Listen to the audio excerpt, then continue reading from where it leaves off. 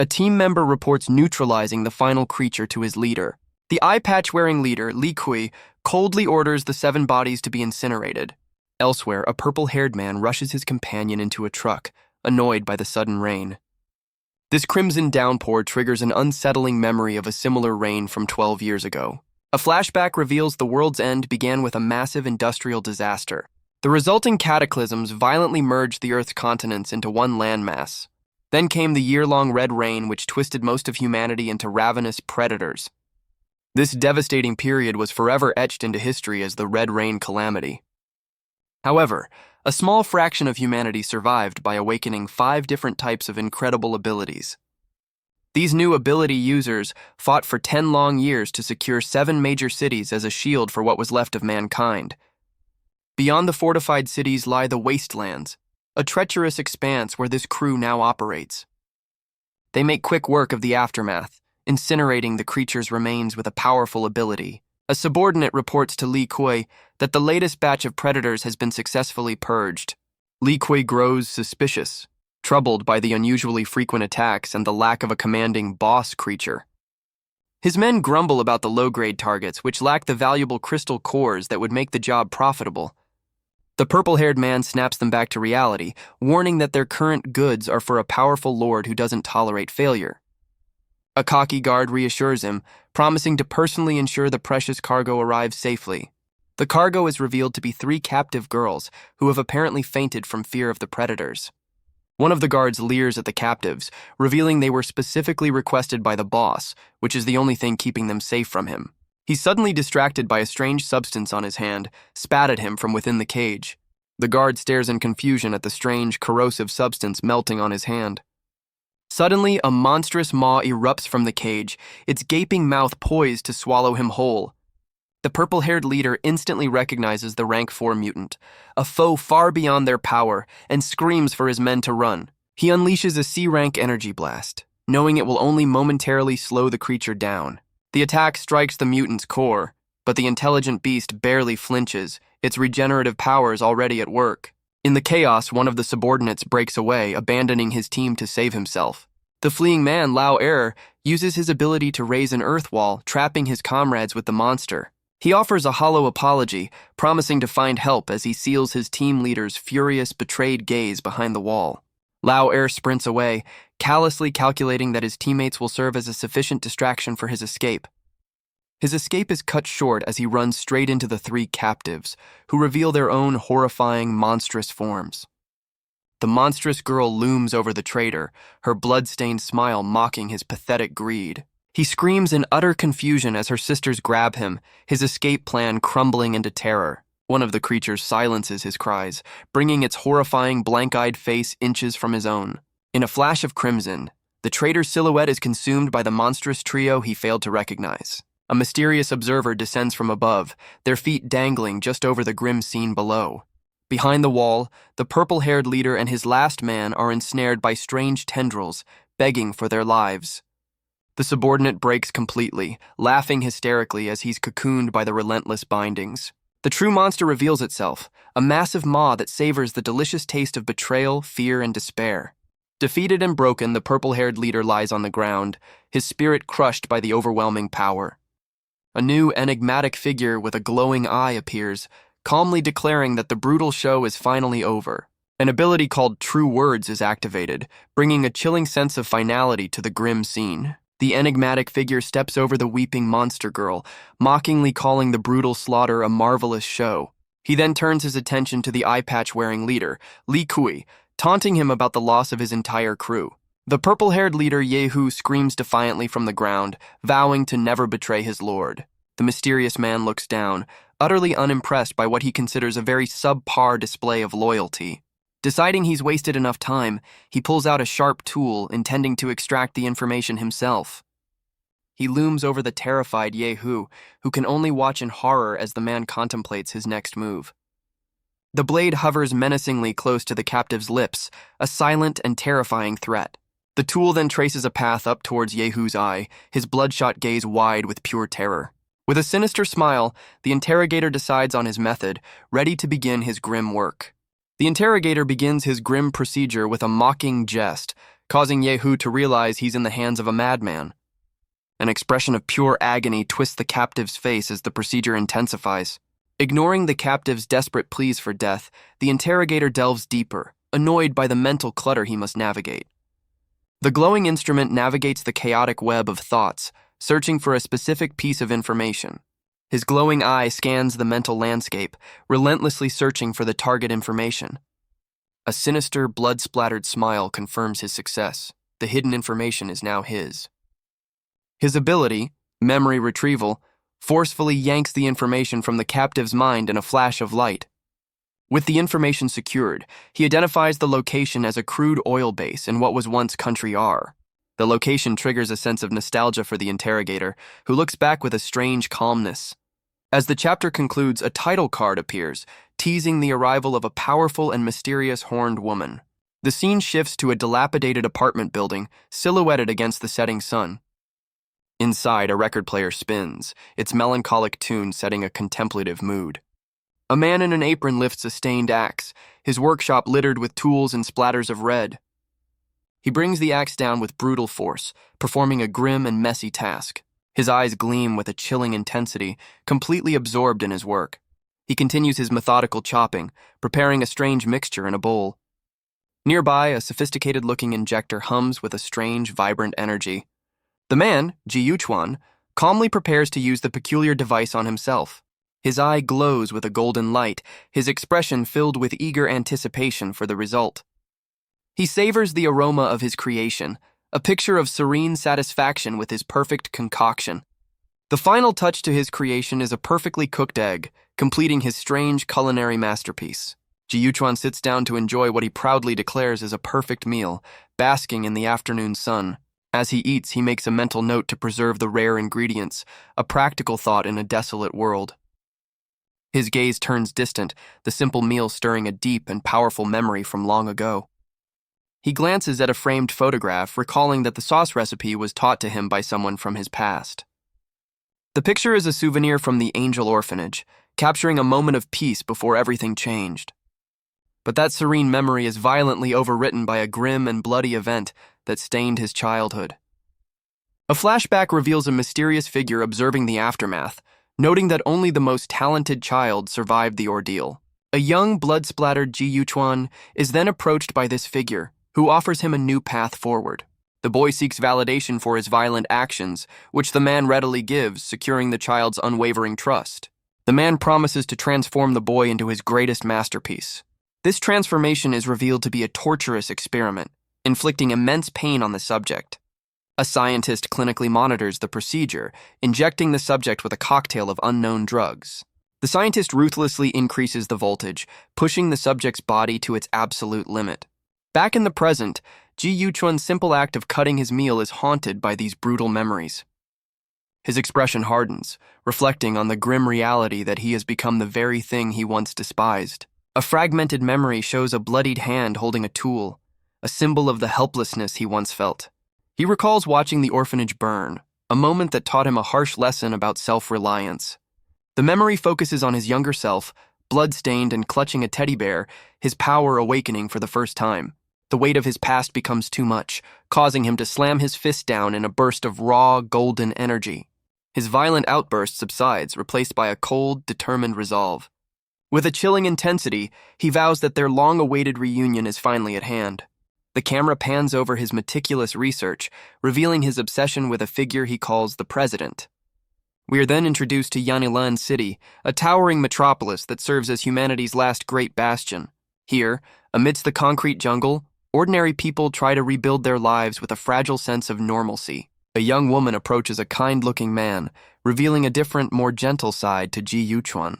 As a token of thanks for antibiotics he provided for her mother, she offers him a simple rice ball. He gently pats her head and tries to refuse, but she is determined to repay the debt for the costly medicine. Moved by her sincerity, he accepts the gift and takes a bite as she watches with anticipation. A rare, genuine smile lights up his face, and he assures the young girl that her gift is delicious. The young girl, Xiao Yuan, cheerfully tells Ji Yuchuan that she is heading off to work. She waves an enthusiastic goodbye as he watches her leave with a faint, gentle smile. Unbeknownst to him, a team of observers is tracking his every move, reporting that he's heading for the bus stop. As Ji Yuchuan gets on the bus, several plainclothed agents follow close behind, continuing the surveillance. An agent on the bus confirms their target, number 384, is en route to the Ability Management Center. The agent's confidence shatters as he suddenly realizes his target has vanished from the crowded bus. A woman with a glowing golden eye, the team leader, is informed of their failure and calmly orders her agents to retreat. The story then introduces the Ability Management Center, a massive skyscraper that catalogs data on all ability users. Inside, Ji Yuchuan effortlessly bypasses security with an authenticated ID card. He greets a colleague who notes his tardiness as he prepares to file new information in the center's archives. He casually apologizes for his tardiness, cryptically blaming the flies he had to shake off on his way in. A coworker questions why he's handling a simple delivery, but he dismisses her concern, claiming it's no trouble. An older colleague expresses her relief, sharing grim news about 5 ability users who recently met a terrible end. He feigns curiosity about a potential high-ranked predator, as his colleague warns him of the dangers lurking even within the city. Their conversation is cut short when a man bursts in, summoning Ji Yuchuan to the director's office with urgent news. Waving a casual goodbye, Ji Yuchuan follows the messenger, leaving his concerned colleagues behind. He arrives at the imposing door of the director's office, ready to face his summons. The director welcomes him inside, gesturing towards a guest he wants Ji Yuchuan to meet. A mysterious and self-assured woman sizes him up, already aware of his flawless mission record. The director reveals this is Miss Lu Yao, his new superior from another city, marking a sudden shift in his command structure. The director calmly gestures for Ji Yuchuan to take his time, setting the stage for a new assignment. His new superior, Lu Yao, lays out several photos, challenging their outstanding employee to analyze the scene. Ji Yuchuan meets her gaze with a cool, confident demeanor, unfazed by the sudden test. The photos reveal the grim fate of Yehu and his crew, their lifeless forms captured in stark detail. He expertly deduces the time of death and the brutal, personal nature of the attack, pointing to a crime of passion. Ji Yuchuan concludes his analysis by recommending they investigate the victims' personal lives to find a vengeful killer. Luya reveals one victim was a notoriously cunning C-rank user, making his gruesome demise all the more suspicious. Playing the part of a dedicated employee, he eagerly volunteers to hunt down the meticulous and dangerous culprit. She questions his courage, pointing out that he's just a records clerk facing a potential B-rank killer. Ji Yuchuan takes a firm step forward, a silent, powerful answer to her challenge. Ji Yuchuan passionately declares his willingness to sacrifice his life for the good of the Alliance. Lu Yao coolly dismisses his offer, revealing a specialized team from the higher-ups is already on the case.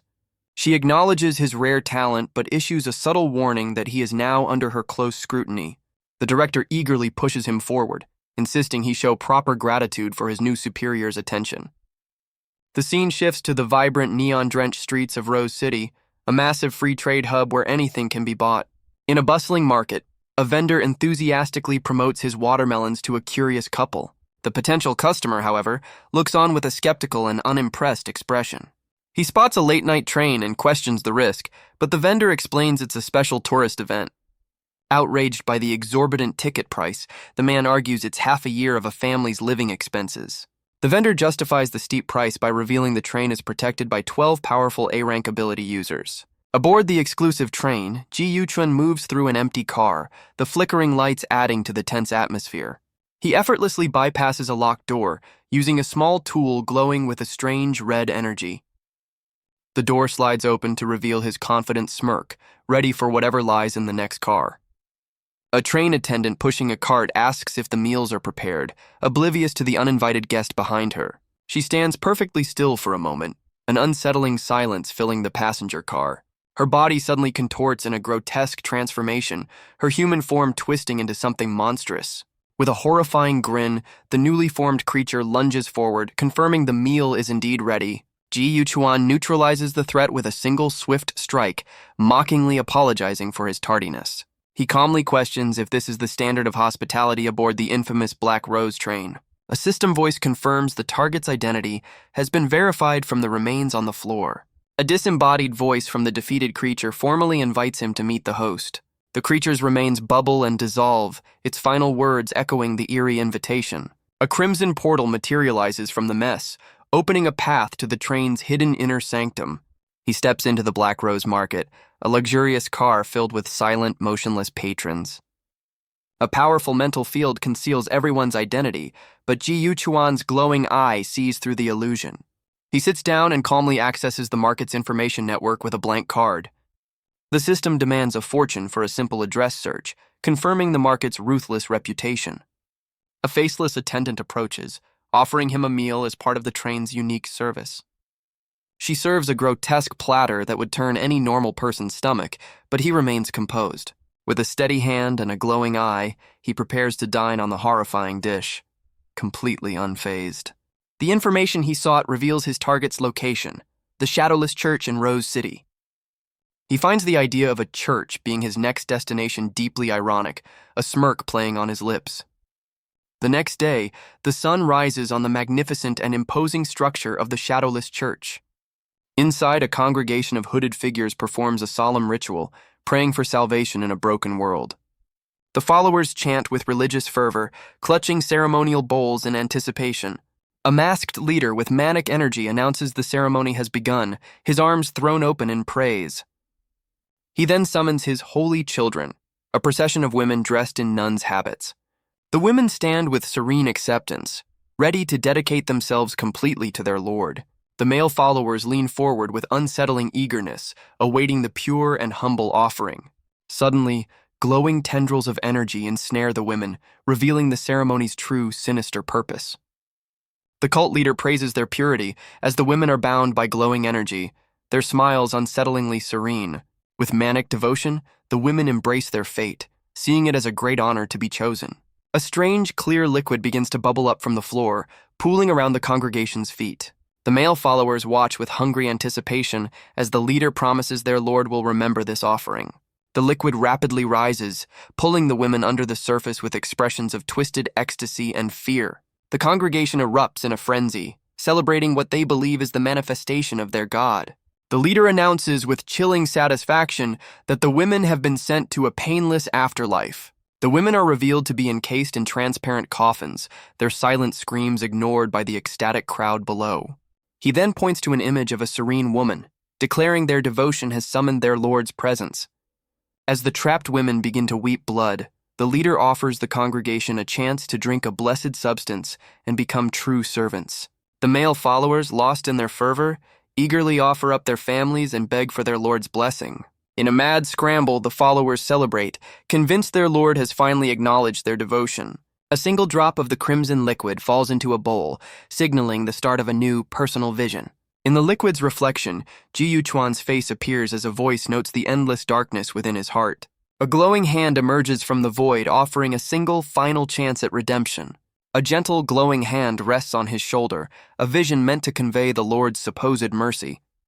He is surrounded by ethereal figures, who promise him an eternal life free from suffering if he drinks from the bowl. His sharp gaze cuts through the illusion, seeing the promise of a new world for the lie that it is. He shatters the bowl and the false promise it represents, deciding it's time to end this beautiful, deadly dream. Unleashing a torrent of golden energy, Ji Yuchuan stands alone, effortlessly repelling the entire congregation. The cult leader recoils in shock, recognizing the powerful psychic fluctuation.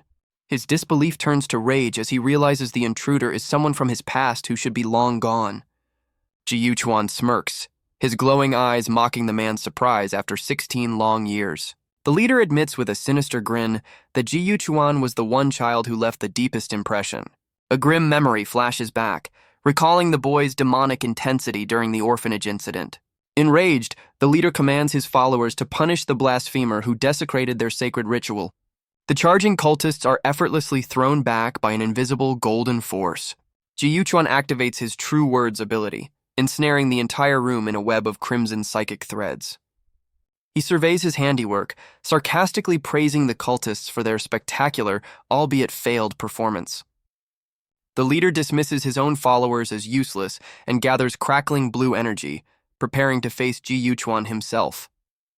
The helpless cultists are ensnared by psychic threads, their faces twisted in agony. Even the leader finds himself caught in the inescapable web, his power useless against the psychic assault.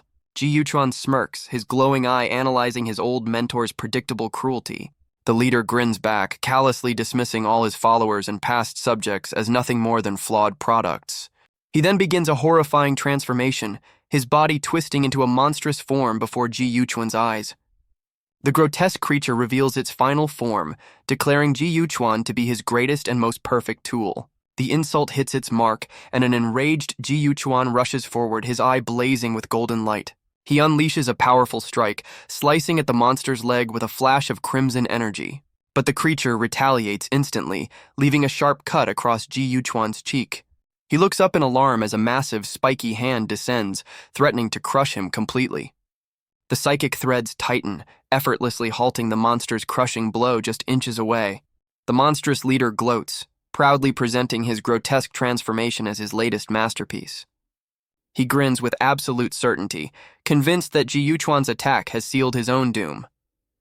Unfazed, Ji Yuchuan's glowing eye analyzes the new form, finding the turn of events rather amusing.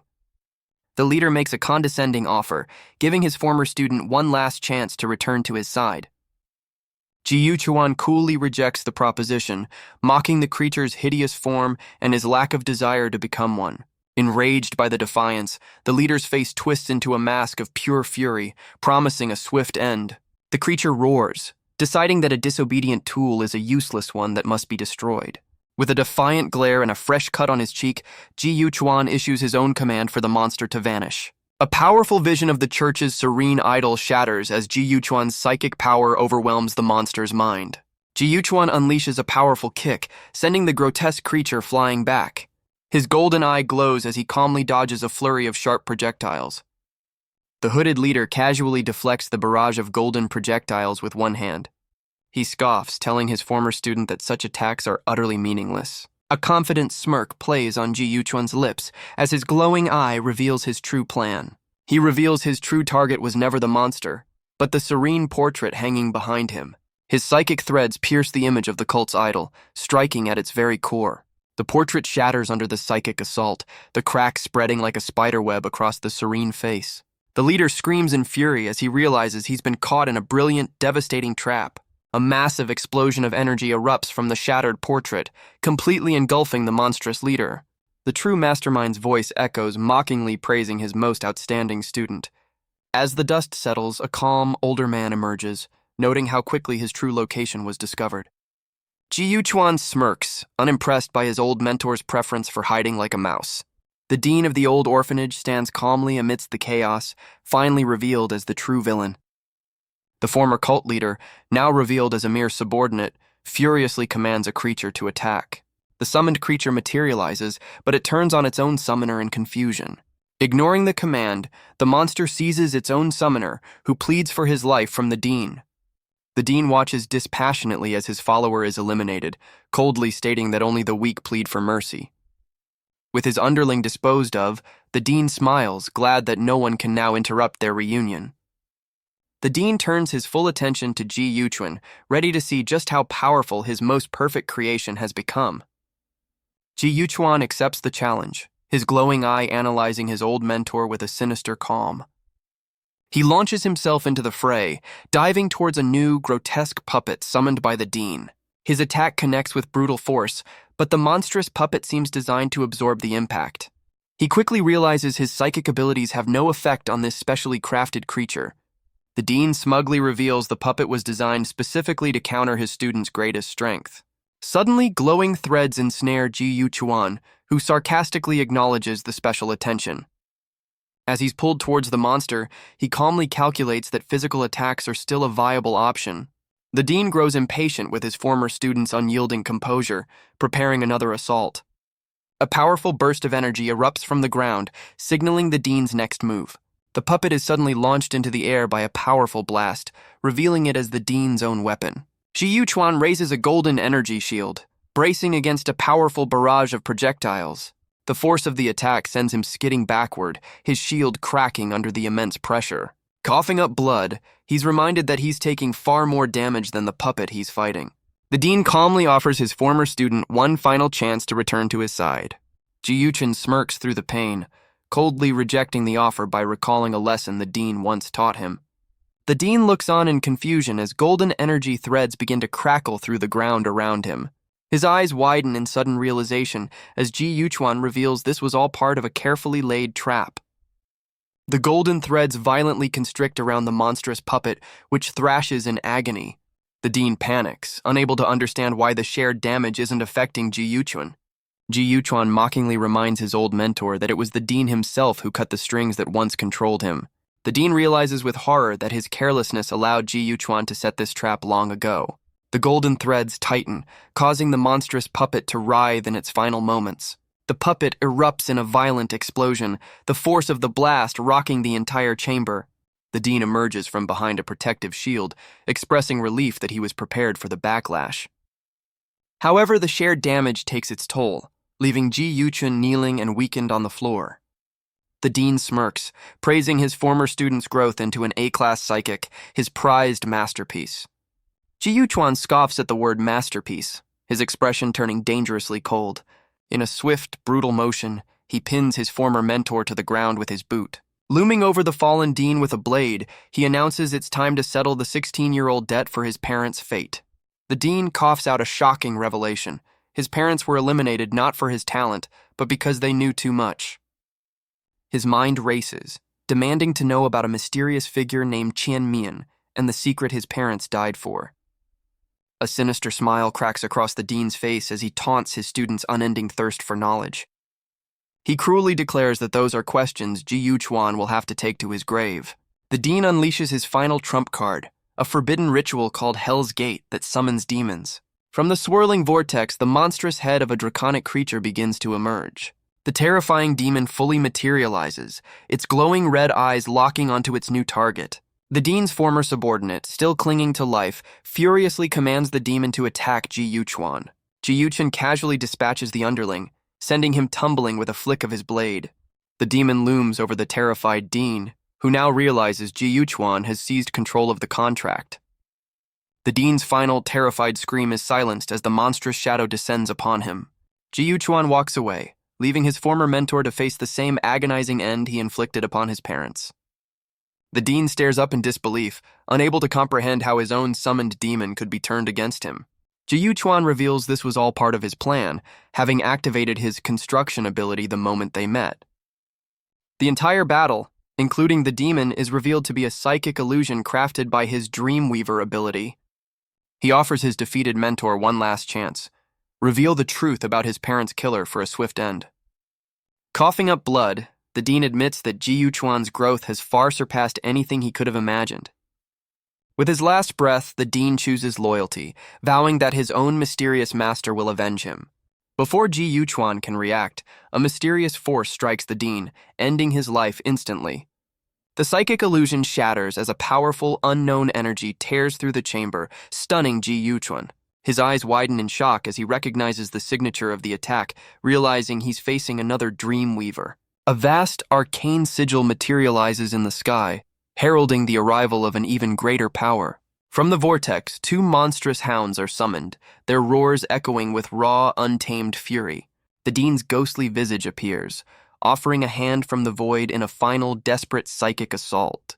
The true master is revealed, a horned woman who holds the dean in her grasp, his suffering her ultimate prize.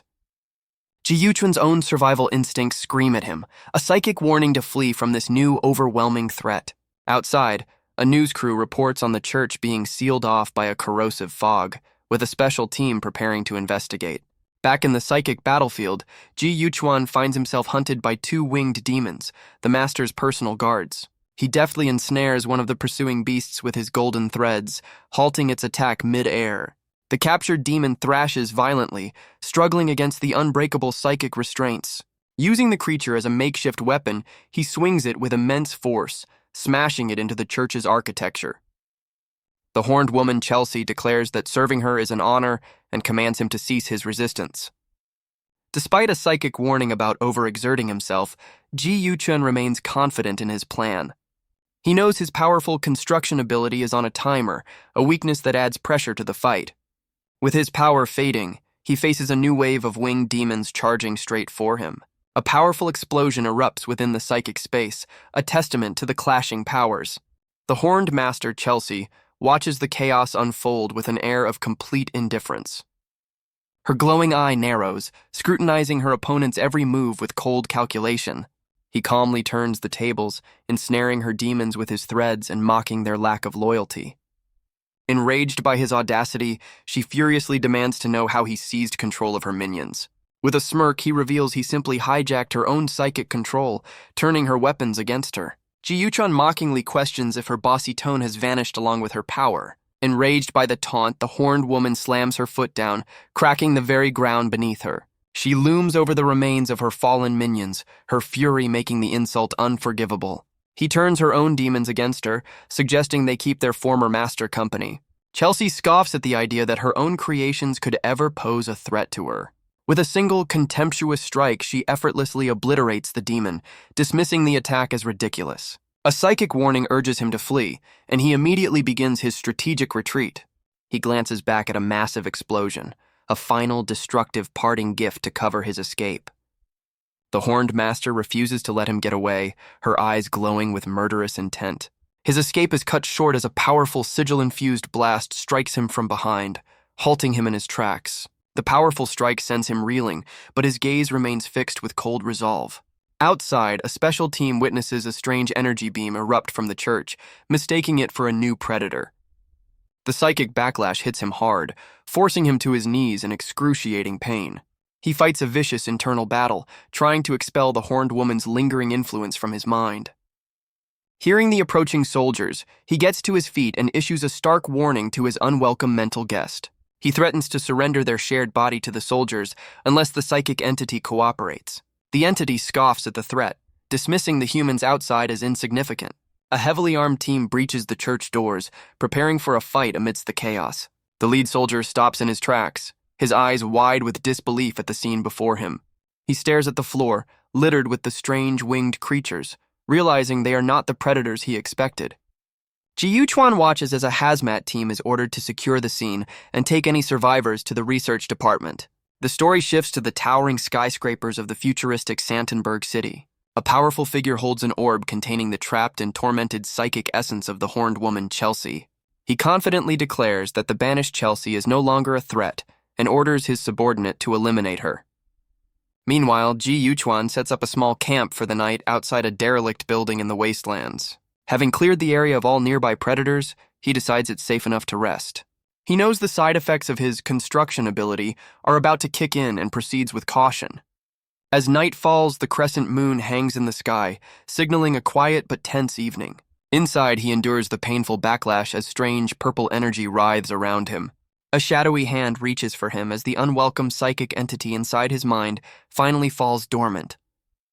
The horned woman's psychic form invades his mind, vowing to enslave him within his own dreams. The story abruptly shifts to a flashback of two luxury cars driving down a peaceful highway. Inside, a woman tries to calm her husband, who is intensely focused on a business call about a new technology. The father apologizes to his son, a young Ji Yuchun, promising to make up for it at the amusement park. The boy's face lights up with pure, unadulterated joy at his father's promise. His mother watches him with a gentle smile, though the boy's expression has turned strangely vacant. An ominous flock of crows suddenly darkens the sky, casting a shadow over their family outing. The boy suddenly collapses into his mother's arms, his body overcome by a mysterious ailment. She alerts her husband, who turns from the wheel with a look of sheer panic on his face. Their world shatters as a massive truck slams into their car, ending their journey in a violent crash. The blare of an emergency siren cuts through the chaos of the crash site. First responders pull a young Ji Yuchun from the wreckage, the sole survivor of the horrific accident. The boy cries for his lost parents, unaware of the mysterious figure observing him from the shadows. A voice warns him that the dream world is collapsing, but he remains eerily calm, already aware. His mind fractures into memories of a happy childhood, a life cruelly stolen from him. These peaceful moments are violently replaced by the grim realities of the orphanage and the tragedies that followed. A new memory surfaces, showing the day he was given a new identity and a new purpose.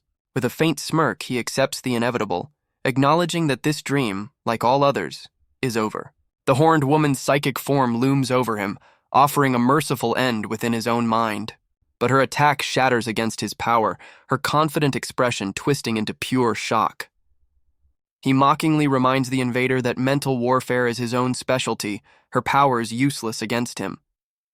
The horned woman realizes with dread that her target's mental fortitude is far stronger than she ever imagined. As a reward for the pleasant dream, he offers to give her a quick and merciful end. To his surprise, the psychic tool in his hand suddenly cracks and shatters into pieces. Her demeanor shifts to one of desperation, pleading for him to let her go, claiming she's just a weak demon. He sees through her act, reminding her of her previous boastful claims of being a mighty demon lord. The facade crumbles completely as she glares with pure hatred, promising a brutal revenge once she recovers her power. Unfazed by her threats, he coolly dismisses her performance as utterly unconvincing. With a final, swift motion, he unleashes a crimson strike, deciding her beautiful form is a waste. The attack connects, shattering the glowing runes on her horn and leaving her stunned with rage.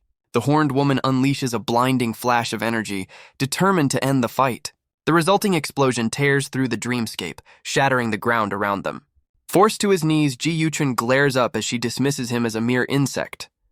Her rage intensifies, furious that he dared to damage the source of her power. She raises a clawed hand, vowing to make him pay for his insolence with his life. He narrowly dodges a barrage of attacks, realizing he has pushed her over the edge. A memory surfaces, recalling a crucial weakness in his old mentor's psychic defenses. She descends with a final devastating attack, but he remains unnervingly calm. His glowing eye locks onto his target, recognizing the perfect opening to turn the tables. He unleashes his own powerful counter, engulfing the area in a blinding golden explosion. The horned woman grudgingly acknowledges his skill, realizing her own power is fading, and she needs a new plan to survive. Since he refuses to be her slave, she decides to consume his soul for power instead. Unleashing her full power, she lunges forward, intending to devour his exceptionally strong soul. Her eyes glow with predatory intent as she prepares to strike him down. A powerful energy beam suddenly erupts from the sky, striking the ground with devastating force. A mysterious hooded figure appears, mocking her for revealing her true form so recklessly. The newcomer looms over the defeated horned woman, questioning if she intended to make his hunt for her this easy. He launches a swift attack from above, striking the weakened woman before she can recover. The attacker reveals his demonic face, taunting the once powerful Chelsea for her current weakness. He unleashes another powerful blast, dismissing her current state as a truly pathetic sight. The demonic hunter's eyes widen in surprise, a sudden jolt of confusion on his face. He stares into the empty crater, realizing his target has completely vanished from sight. Ji Yuchuan narrowly evades a whip-like energy tendril that tears through the ground where he stood. The hunter turns in surprise, not expecting his new target to be so agile. Ji Yuchuan stands calmly amidst the rubble, taunting the hunter for his inability to land a hit. It's revealed that Chelsea has taken refuge in Ji Yuchun's body, relieved that her new host is still alive. Now in control, Chelsea unleashes an attack, lamenting that her host's weak body limits her true power. The hunter catches the weapon, his rage growing at the condescending tone of his opponent. His fury explodes, unable to tolerate being looked down upon by the exiled Chelsea. Gathering crackling green energy, the hunter prepares a devastating final blow to end Chelsea for good. Ji Yuchuan, now possessed by Chelsea, effortlessly blocks the hunter's furious attack with a golden web. The possessed hero easily evades the strike, sending the hunter reeling with a swift counterattack. The strain of the possession suddenly takes its toll, causing Ji Yuchuan to clutch his head in agony. He furiously fights for control of his own body, while Chelsea's psychic presence scoffs at his resistance. The hunter spots this critical opening in his opponent's defense and lunges forward for a decisive blow. To the hunter's shock, a hand encased in solid ice intercepts his attack, stopping him cold. With a confident smirk, Ji Yuchuan reveals he was only feigning weakness, mocking the hunter's inability to land a hit.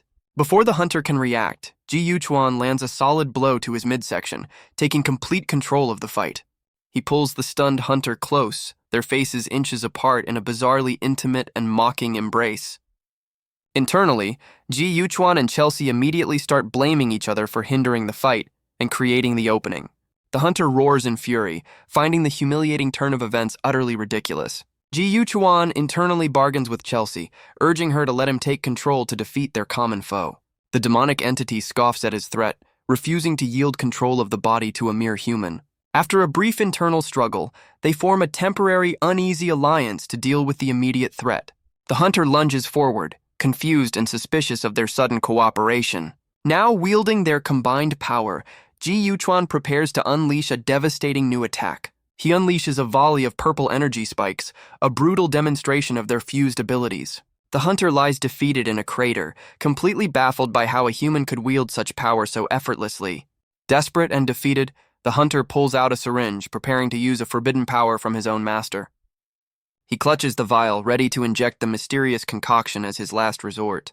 The hunter's eye glows with a terrifying new power as the concoction takes effect. His body contorts as raw, untamed energy surges through him, completing his monstrous transformation. Unfazed, the possessed Ji Yuchuan summons chain blades, ready to meet this newfound power head-on.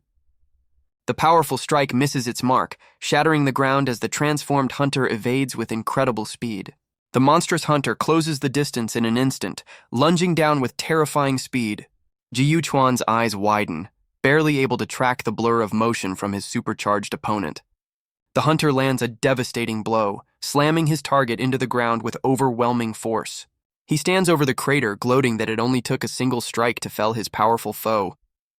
Confident in his victory, the hunter prepares to retrieve the body and complete his mission. His victory is cut short as crimson threads of energy slice across his body, revealing the fight is far from over.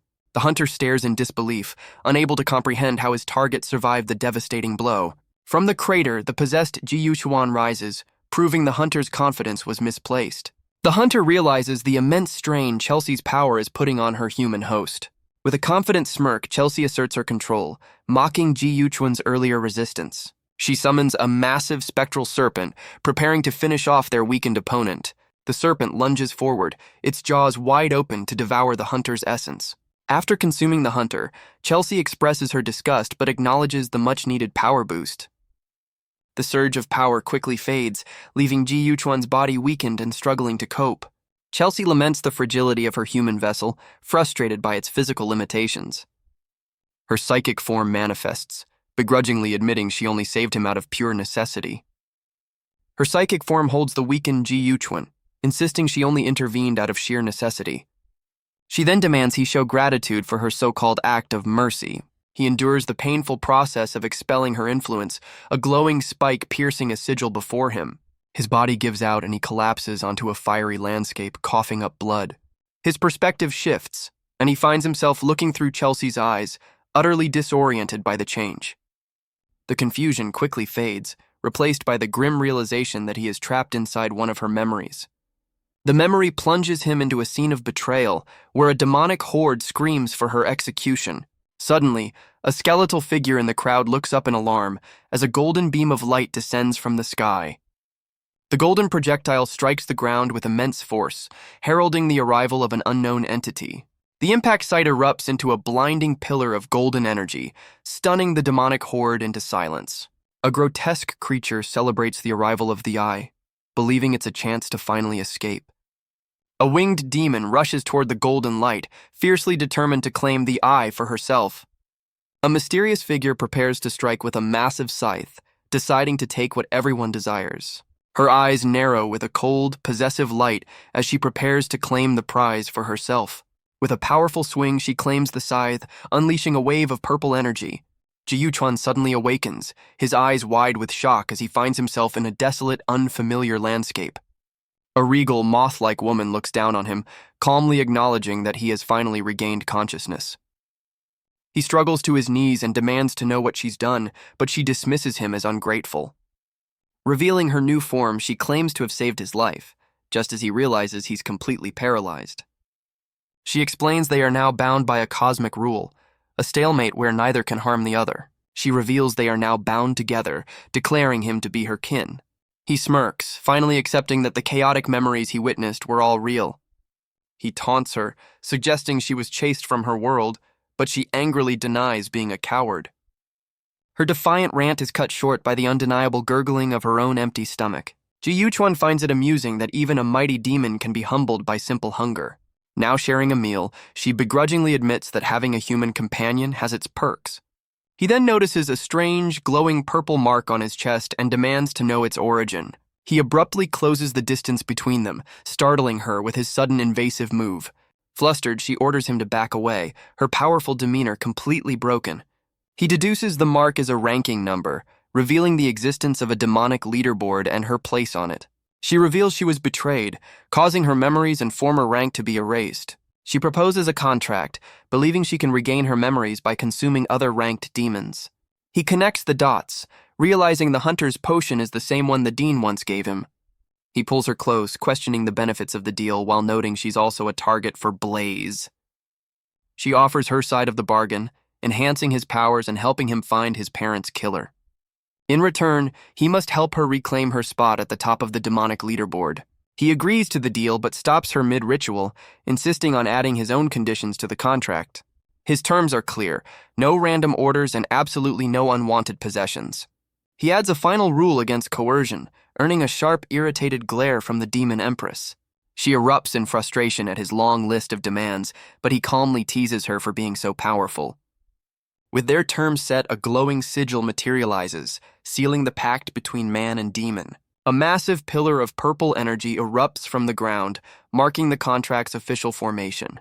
Exhausted from the ordeal, he entrusts the next steps to his new miniature demonic companion. He drifts off to sleep, surprisingly at ease with the strange new power coursing through him. The story shifts back to the city, where a new crisis is brewing within a high-tech skyscraper. Inside a command center, officials watch in alarm as alerts warn of a surge in demonic activity across the city. A shadowy superior gives the order to proceed with the next phase of their mysterious plan. His former superior, Lu Yao, looks on with grim determination, sensing her own time is running out. She confronts Ji Yushun directly, her hand on his chest as she correctly deduces he's made a deal with a demon. While his demonic partner offers to eliminate the threat, he calmly decides to hear the woman out, sensing she has a purpose. He plays dumb, but she cuts straight to the point, mentioning a mysterious organization called Heaven's Wrath. His expression shifts as he recognizes the name, recalling it as an organization of powerful psychics. An image reveals the members of Heaven's Wrath, a global organization formed to eradicate predators after a great calamity. With her identity revealed, she extends a formal invitation for him to join their ranks. He coolly rejects her offer, claiming that despite their admirable goals, he has his own agenda to follow. She advises him not to be so hasty, insisting that joining them is his best possible choice. She sweetens the deal, offering near-unlimited access to the major cities and a way to enhance his and his demon's power. With a smirk, he challenges her, questioning the consequences of his continued refusal. He calls her bluff, asking if she plans to imprison him as glowing blue chains manifest around his feet.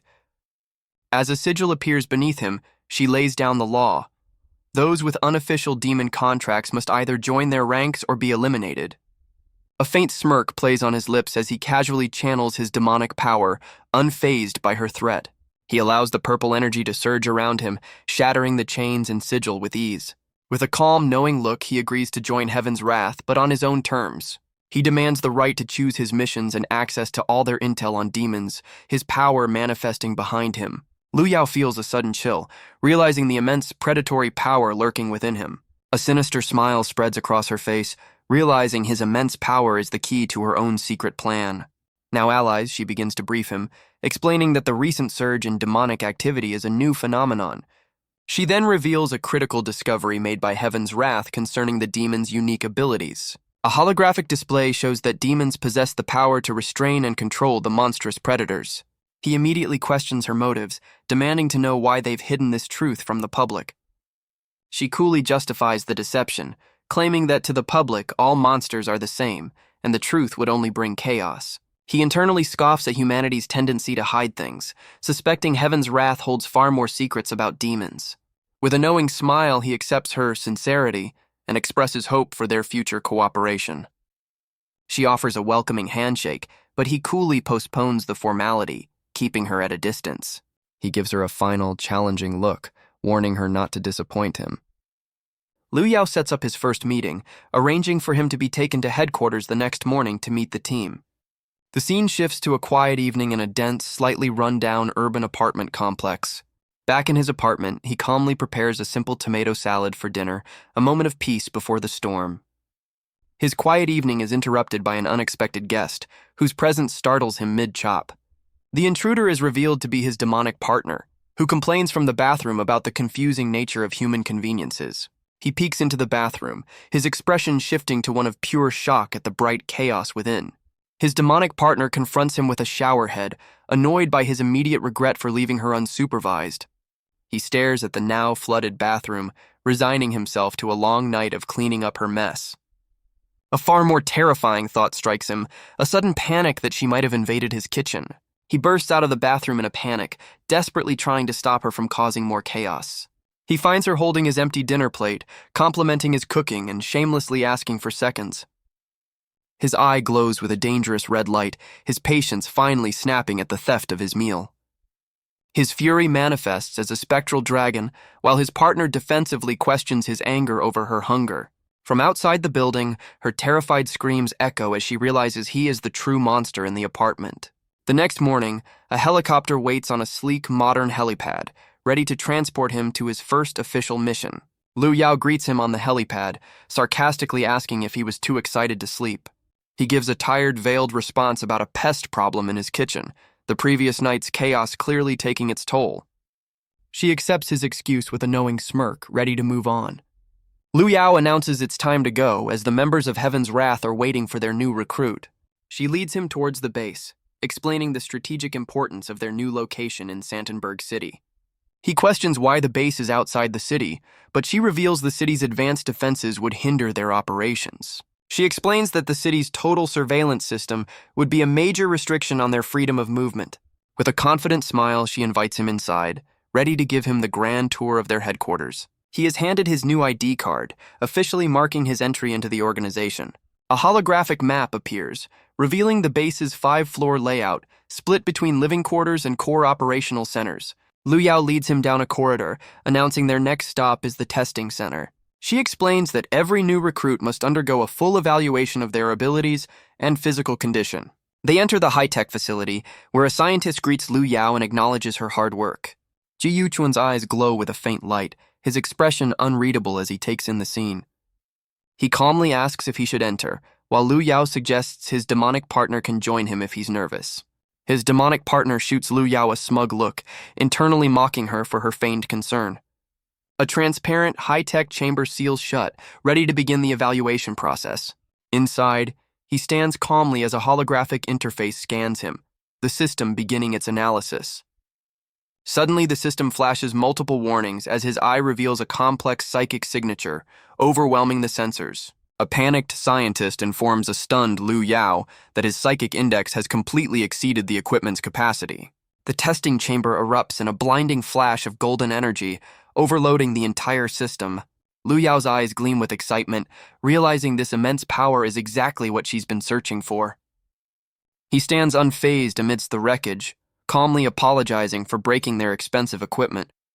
His test results flash on a nearby screen, revealing his true potential to the stunned onlookers. The data confirms him as an S-level mental psychic, though he seems unimpressed with his B-rank physique. Lu Yao notes his physical strength is unusually high for a mental type, nearly on par with enhancement psychics. Impressed by his S-level power, she decides to skip the remaining tests and fast-track his orientation. She then leads him to a massive containment tube, revealing a monstrous creature submerged in green liquid. With a knowing smirk, he realizes this secret research facility is the true reason for his recruitment. His demonic partner whispers a warning as they observe other demons being studied, questioning their host's true intentions. Lu Yao reveals a shocking truth.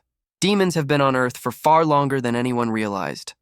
She then pivots the conversation, asking him about the massive tech tree in the heart of Santenberg City.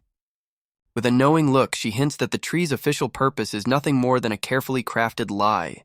A massive glowing digital tree is revealed, its true secret function about to be exposed. She explains the tree's real purpose is to act as a high-tech prison, sealing away powerful, ranked demons. His demonic partner finally understands the source of the powerful demonic aura it sensed upon arrival. Lu Yao continues, explaining that the demon's energy corrupted the world, giving rise to both predators and psychics. Ji Yuquan connects the dots, realizing the shared origin explains why demons can influence the monstrous predators. She reveals their ultimate goal, to use the tech tree's 36 seals to imprison all the demons and end the calamity for good. Lu Yao makes her final plea, stating that only a demon can defeat a demon, and his power is humanity's last hope. He smirks, admitting that humanity's grand destiny holds little interest for him. Instead, he cuts to the chase, questioning if she orchestrated his demonic contract from the start.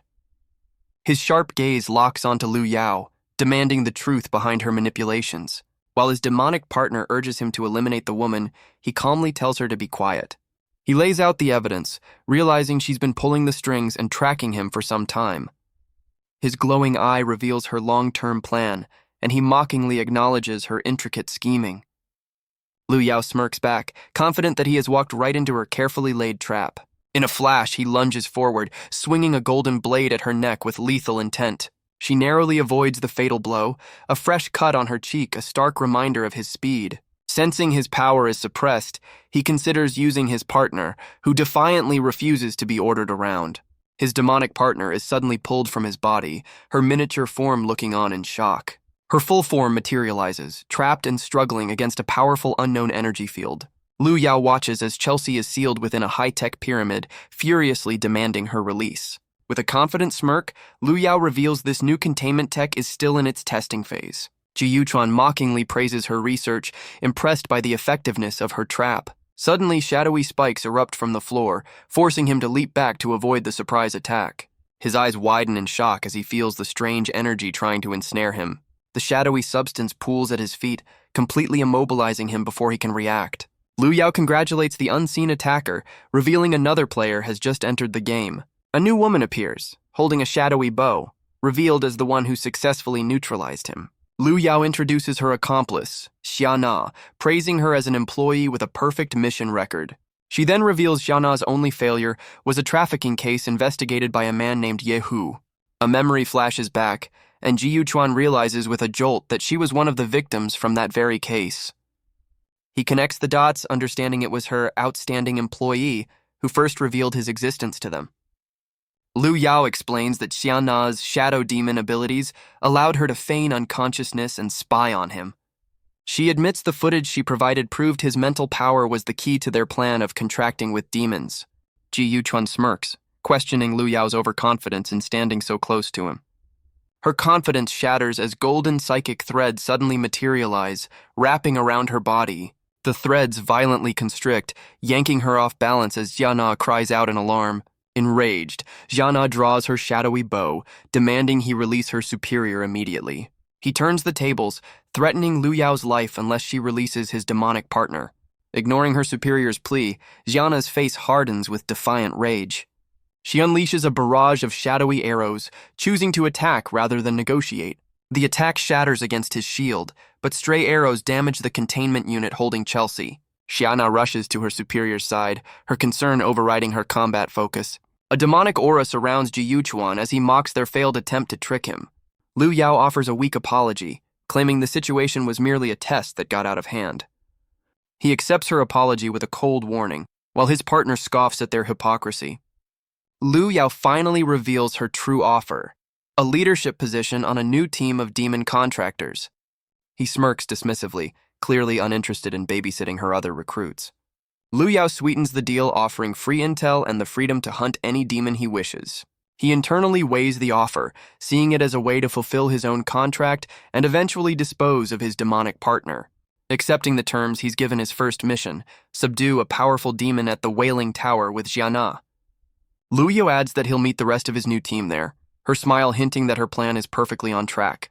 A close-up on his eye reveals his anticipation, as the so-called perfect demon squad is about to assemble. The scene shifts to the bright, bustling Santenberg city square, setting the stage for the new mission. Elsewhere, a man with a ponytail calmly monitors energy fluctuations, declaring everything to be normal. Meanwhile, deep underground, a monstrous figure shatters its crystalline prison, breaking free from its confinement. A sinister boy with pale blue hair emerges from the shadows, a chilling comment on his lips. Under a blood-red sky, a masked delinquent celebrates his latest victory, revealing another chaotic member of the team. The scene shifts to a high-tech building, where another member of the team is introduced. The man with the ponytail relaxes with a glass of wine, lost in thought. His thoughts drift to a screen displaying the terrified face of a test subject after a grueling experiment. In a high-tech lab, scientists prepare for the next phase of their grim research. They observe two identical devices, hinting at a connection between two separate subjects. The man ponders the intricate web of organizations, including a new player called Thousand Faces. His quiet contemplation is suddenly interrupted by an uninvited guest. Chelsea, his demonic partner, casually takes his wine, having followed him into the men's bath. She dismisses his shock, completely unconcerned with human social norms. She leans in closer, her playful taunt leaving him momentarily speechless. She leans in, playfully questioning his private thoughts about her. Her eyes glow with power as she closes the distance, preparing to exert her influence. She unleashes an enchantment, surrounding them both in a swirling vortex of purple energy. She reveals her plan to invade his mind by hijacking his Dreamweaver ability. With a confident smirk, she commands him to submit his body to her will, but a faint, knowing smile plays on his lips as he murmurs a quiet response. Her confidence falters, her glowing eyes widening in surprise at his unexpected words. He easily sees through her facade, his own golden power revealing her transparent schemes. She recoils in shock, unable to comprehend how he resisted her powerful enchantment. With a calm smirk, he reveals he never underestimates an opponent, turning the tables completely. Her fury erupts as she glares at the human who so easily dismantled her plan. He's plunged into her memories, witnessing the moment she was crowned the new Demon King. The vision shifts to her standing on a throne of skulls, a brutal ruler in a dark, demanding realm.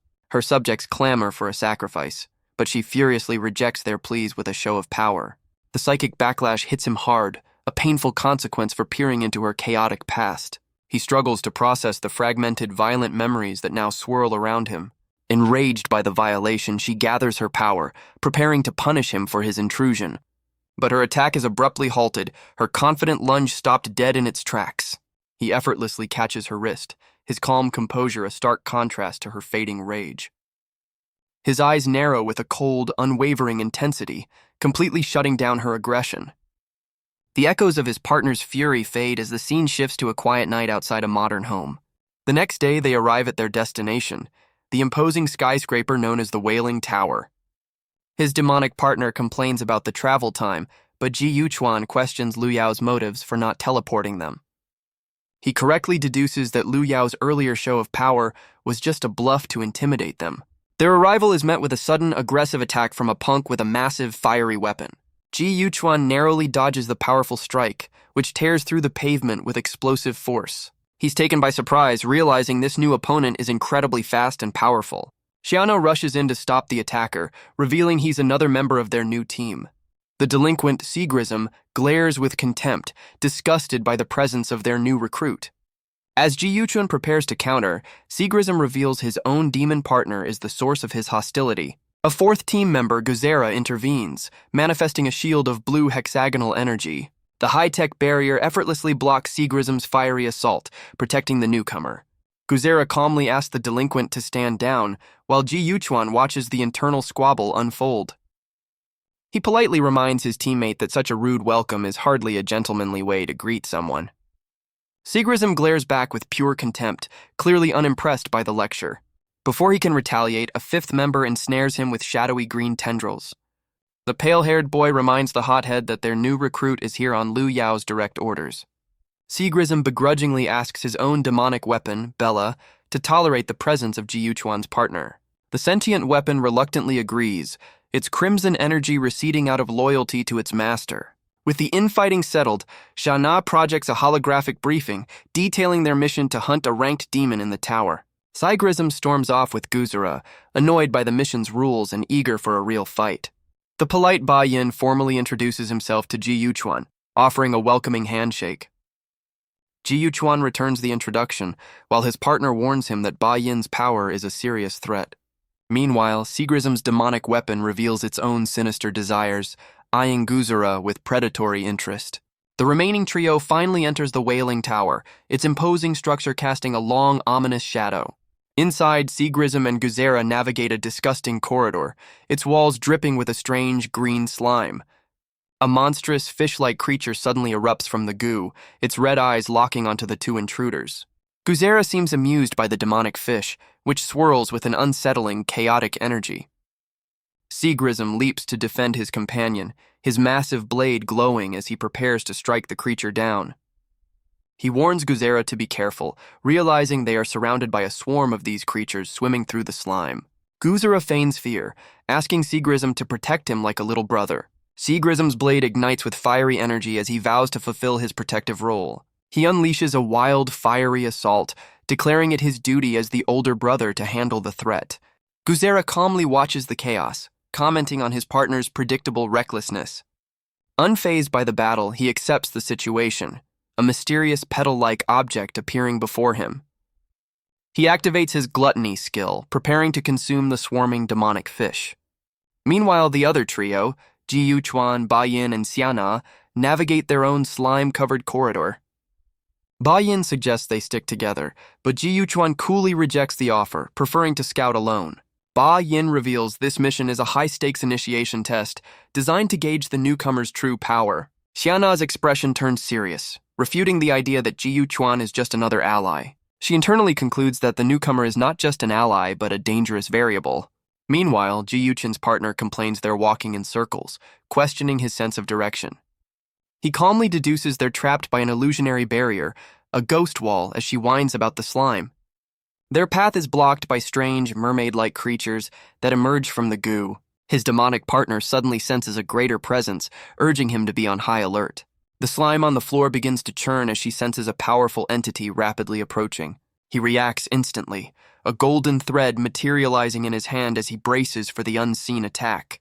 The corridor falls eerily silent and he stands ready, finding absolutely nothing there. A sinister shadow with a single glowing red eye materializes directly behind him, catching him off guard. The true enemy appears, the rank 31 mermaid demon, who makes a chilling and bizarre demand.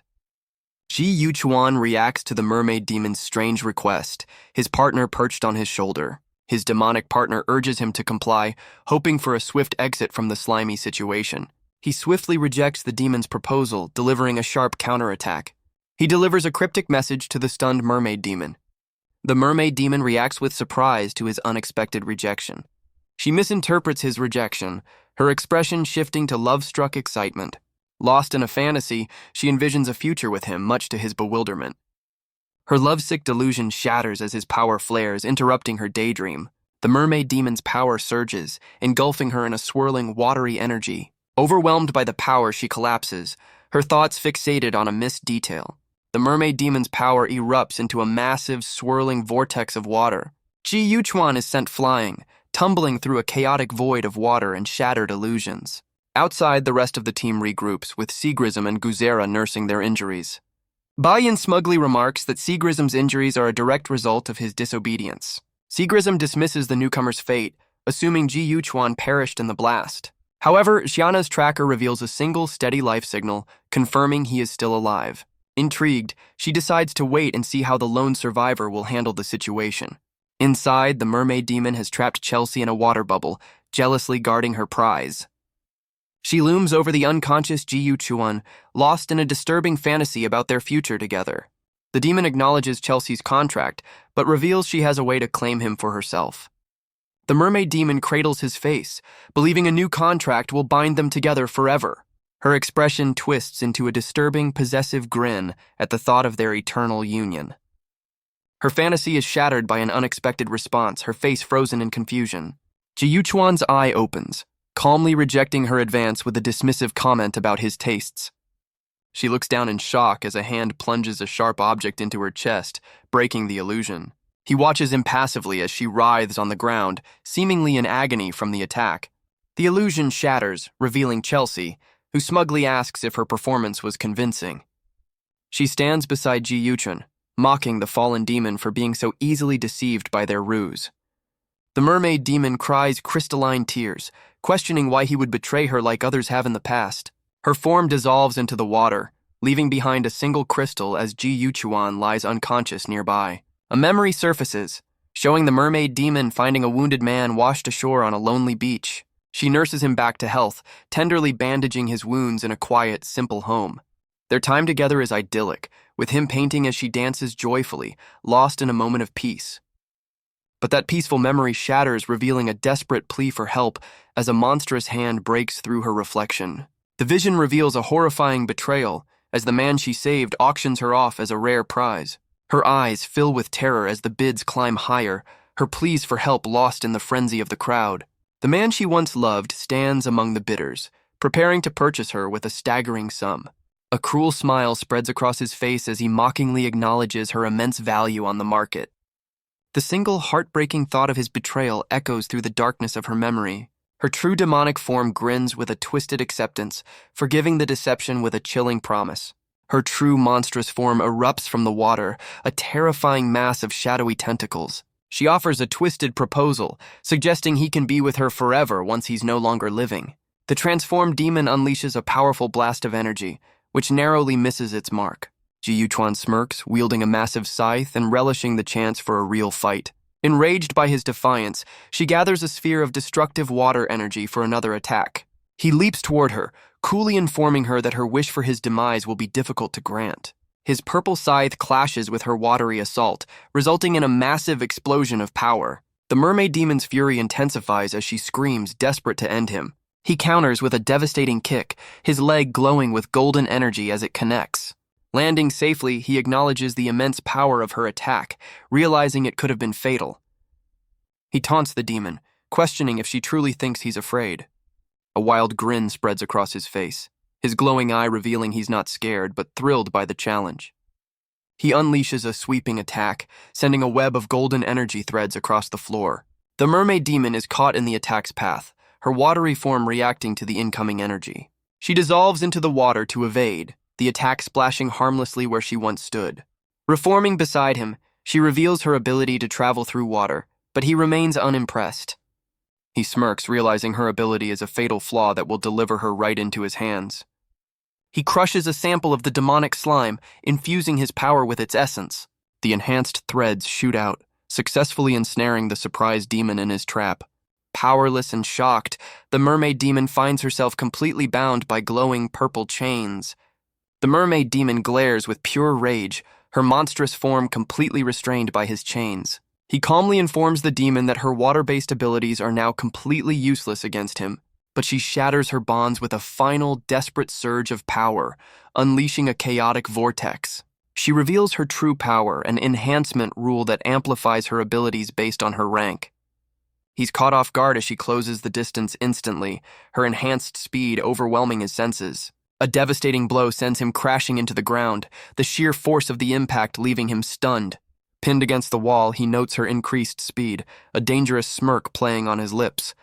Her body begins to dissolve into a liquid state, preparing for another unpredictable attack. She unleashes an illusion technique, her essence spreading across the area like a sea of watching eyes. He grows frustrated, unable to land a hit as she evades his attacks like a slippery eel. He decides that if he can't catch his slippery opponent, he'll just have to make her entire hiding place disappear. A confident smirk reveals he has a vague but certainly destructive plan in mind. He readies his scythe, warning his partner that his solution is going to be incredibly loud. With a powerful swing, he smashes the scythe into the floor, unleashing a destructive shockwave. He then dives through the newly created hole, taking the fight to the next level down. His landing shatters the floor below, the impact echoing through the entire tower. The rest of the team is caught completely off guard as the ceiling violently explodes above them. A gaping hole tears through the ceiling, flooding the area with water and debris from the floor above. Landing amidst the chaos, he unleashes his golden threads, his glowing eye commanding them to ignite. The superheated threads instantly vaporize all the water in the room, leaving the demon with nowhere to hide. The remaining water begins to boil, creating an inescapable scalding trap for the demon. Caught in the superheated threads, the mermaid demon cries out in agony, her body steaming. Seizing the opportunity, Ji Yuchuan calls on his partner to deliver the final blow. A powerful chained spear pierces the demon's chest, leaving a critical wound. Crystalline tears stream from her eyes as she expresses her overwhelming pain. As she fades, Ji Yuchuan witnesses her final thoughts, a refusal to accept her tragic end. Her memory flashes back to a happy past, shattered by the monstrous betrayal that followed. The vision reveals her being sold at a grotesque auction, presented as a rare prize. Helpless, she watches the bids climb into the billions, her pleas for help completely ignored. The final cruel twist is revealed as the man she once loved stands ready to purchase her. The memory confirms the man's final cruel words as he prepares to purchase her. The vision shifts to a gentler time, where he claims to understand her even without words. He asks for her affection, his charming smile masking his true intentions.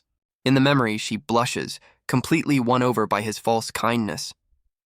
Her hand trembles, hesitant to accept the connection that will lead to her doom. Overcome with emotion, she attempts to confess her feelings for the man who saved her. He coaxes the words from her, his gentle expression a masterclass in deception. The memory concludes with a tender embrace, the peak of her happiness before the fall. But the sweet memory is corrupted by a gnawing, insatiable hunger that echoes in the darkness. The vision ends with her kneeling in despair, her shattered reflection a symbol of her broken heart and twisted fate. The mermaid demon's eyes fill with horror, realizing she's become a monster to the one she cared for. Overwhelmed by her corrupted memories, she lets out a silent, agonizing scream. The crystal in her chest glows, a symbol of her final self-inflicted defeat. Encased in her own crystalline prison, she accepts her fate, believing it's the only escape. Ji Yuchuan understands her tragic choice, realizing she sealed her memories to escape unbearable pain. Seeing an opportunity, Chelsea's spectral serpent lunges forward to devour the defeated demon's power. But before she can strike, Ji Yuchuan's golden threads wrap around her, halting her attack. He stands his ground, calmly stopping his partner's predatory advance.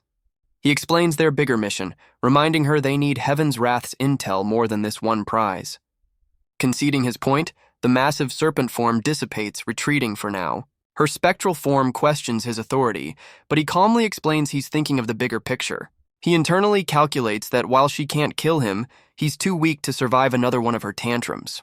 A tendril of her energy touches his face, catching him completely off guard. The demonic serpent seems to sense his sincerity, begrudgingly accepting his explanation. Now back in her miniature form, she warns him not to push his luck as her patience has limits.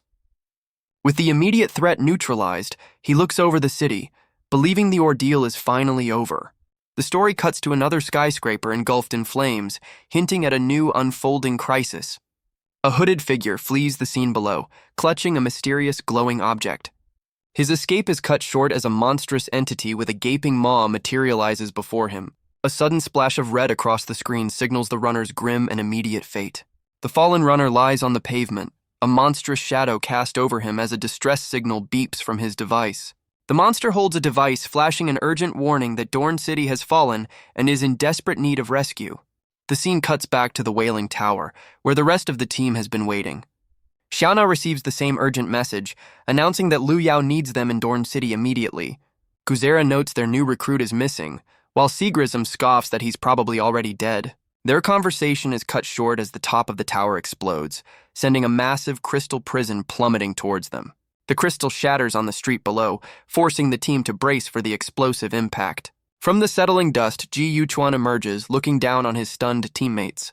He stands amidst the wreckage, sarcastically questioning if this was the demon they were sent to hunt. Bai Yin notes the intel was wrong about the demon's rank, but Xiana grimly insists their information was correct. A glowing blue cube materializes above an outstretched hand. The cube is encased within a larger crystalline structure. Lu Yao oversees the process, a timestamp confirming the demon's capture. Ji Yuchun is formally welcomed to the demon squad. He cuts the pleasantries short, ready to get down to business. Ba Yin, the contract holder for barrier demons, is introduced. Ba Yin expresses surprise that Ji Yuchuan remembers his name. Lu Yao introduces the remaining team members, Seagrism and Guzera. Seagrism expresses his dislike for strangers using his name. He challenges Ji Yuchuan to a fight, eager to test his strength. The delinquent's challenge is met with a tense standoff as the rest of the team looks on. Xiana steps in, reminding him that their mission to support Dorn City takes priority over personal squabbles. Seagrism scoffs in annoyance but seems to relent for the moment. He agrees to settle the score after the mission, eager to get moving.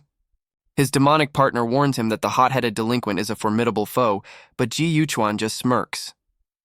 He calmly observes that the truly powerful members of the squad have yet to show their hand. The newly formed team travels in a high-tech armored vehicle, protected by an energy shield. Inside, Xiana confirms their departure with Lu Yao as they head towards the crisis zone. Ji Yuchuan's partner sizes up Guzera, her predatory instincts finding him intriguing. Guzera calmly explains the strengths and weaknesses of his barrier demon, noting the high mental cost of its abilities. His demonic partner claims only two types of people contract with demons, villains and those with secrets. Guzera listens with a knowing smirk, intrigued by the philosophical debate unfolding beside him. He then challenges them to guess which category they belong to, while Seagrism and his partner are out cold. Ji Yuchen turns the question back on his partner, who bluntly calls him a disgusting man full of secrets. His gaze hardens as he focuses on their destination, Dorn City. He recalls that the city is a prison run by a heretical faction, a perfect magnet for demonic activity. The scene reveals Dorn City, a place for criminals, now besieged by a massive, shadowy monster. Arriving on the outskirts, the team finds the city shrouded in a dense fog that their shields can't penetrate. Luyo receives a grim report. 2 teams are lost, and the third signal is fading within the mysterious fog. She orders her subordinate to monitor the last signal and push the lab for answers about the deadly mist. Luyao's subordinate can only wait, pinning all hope on the arrival of the demon squad. The scene cuts to a grim alley in Dorn City, its walls stained with the evidence of a recent massacre. In the shadows, a monstrous creature noisily feasts on the remains of the fallen. The grotesque, stitched-up monster chews its gruesome meal, a twisted mockery of a child's doll. A mysterious figure stands over the feasting creature, mockingly asking if it's enjoying its snacks.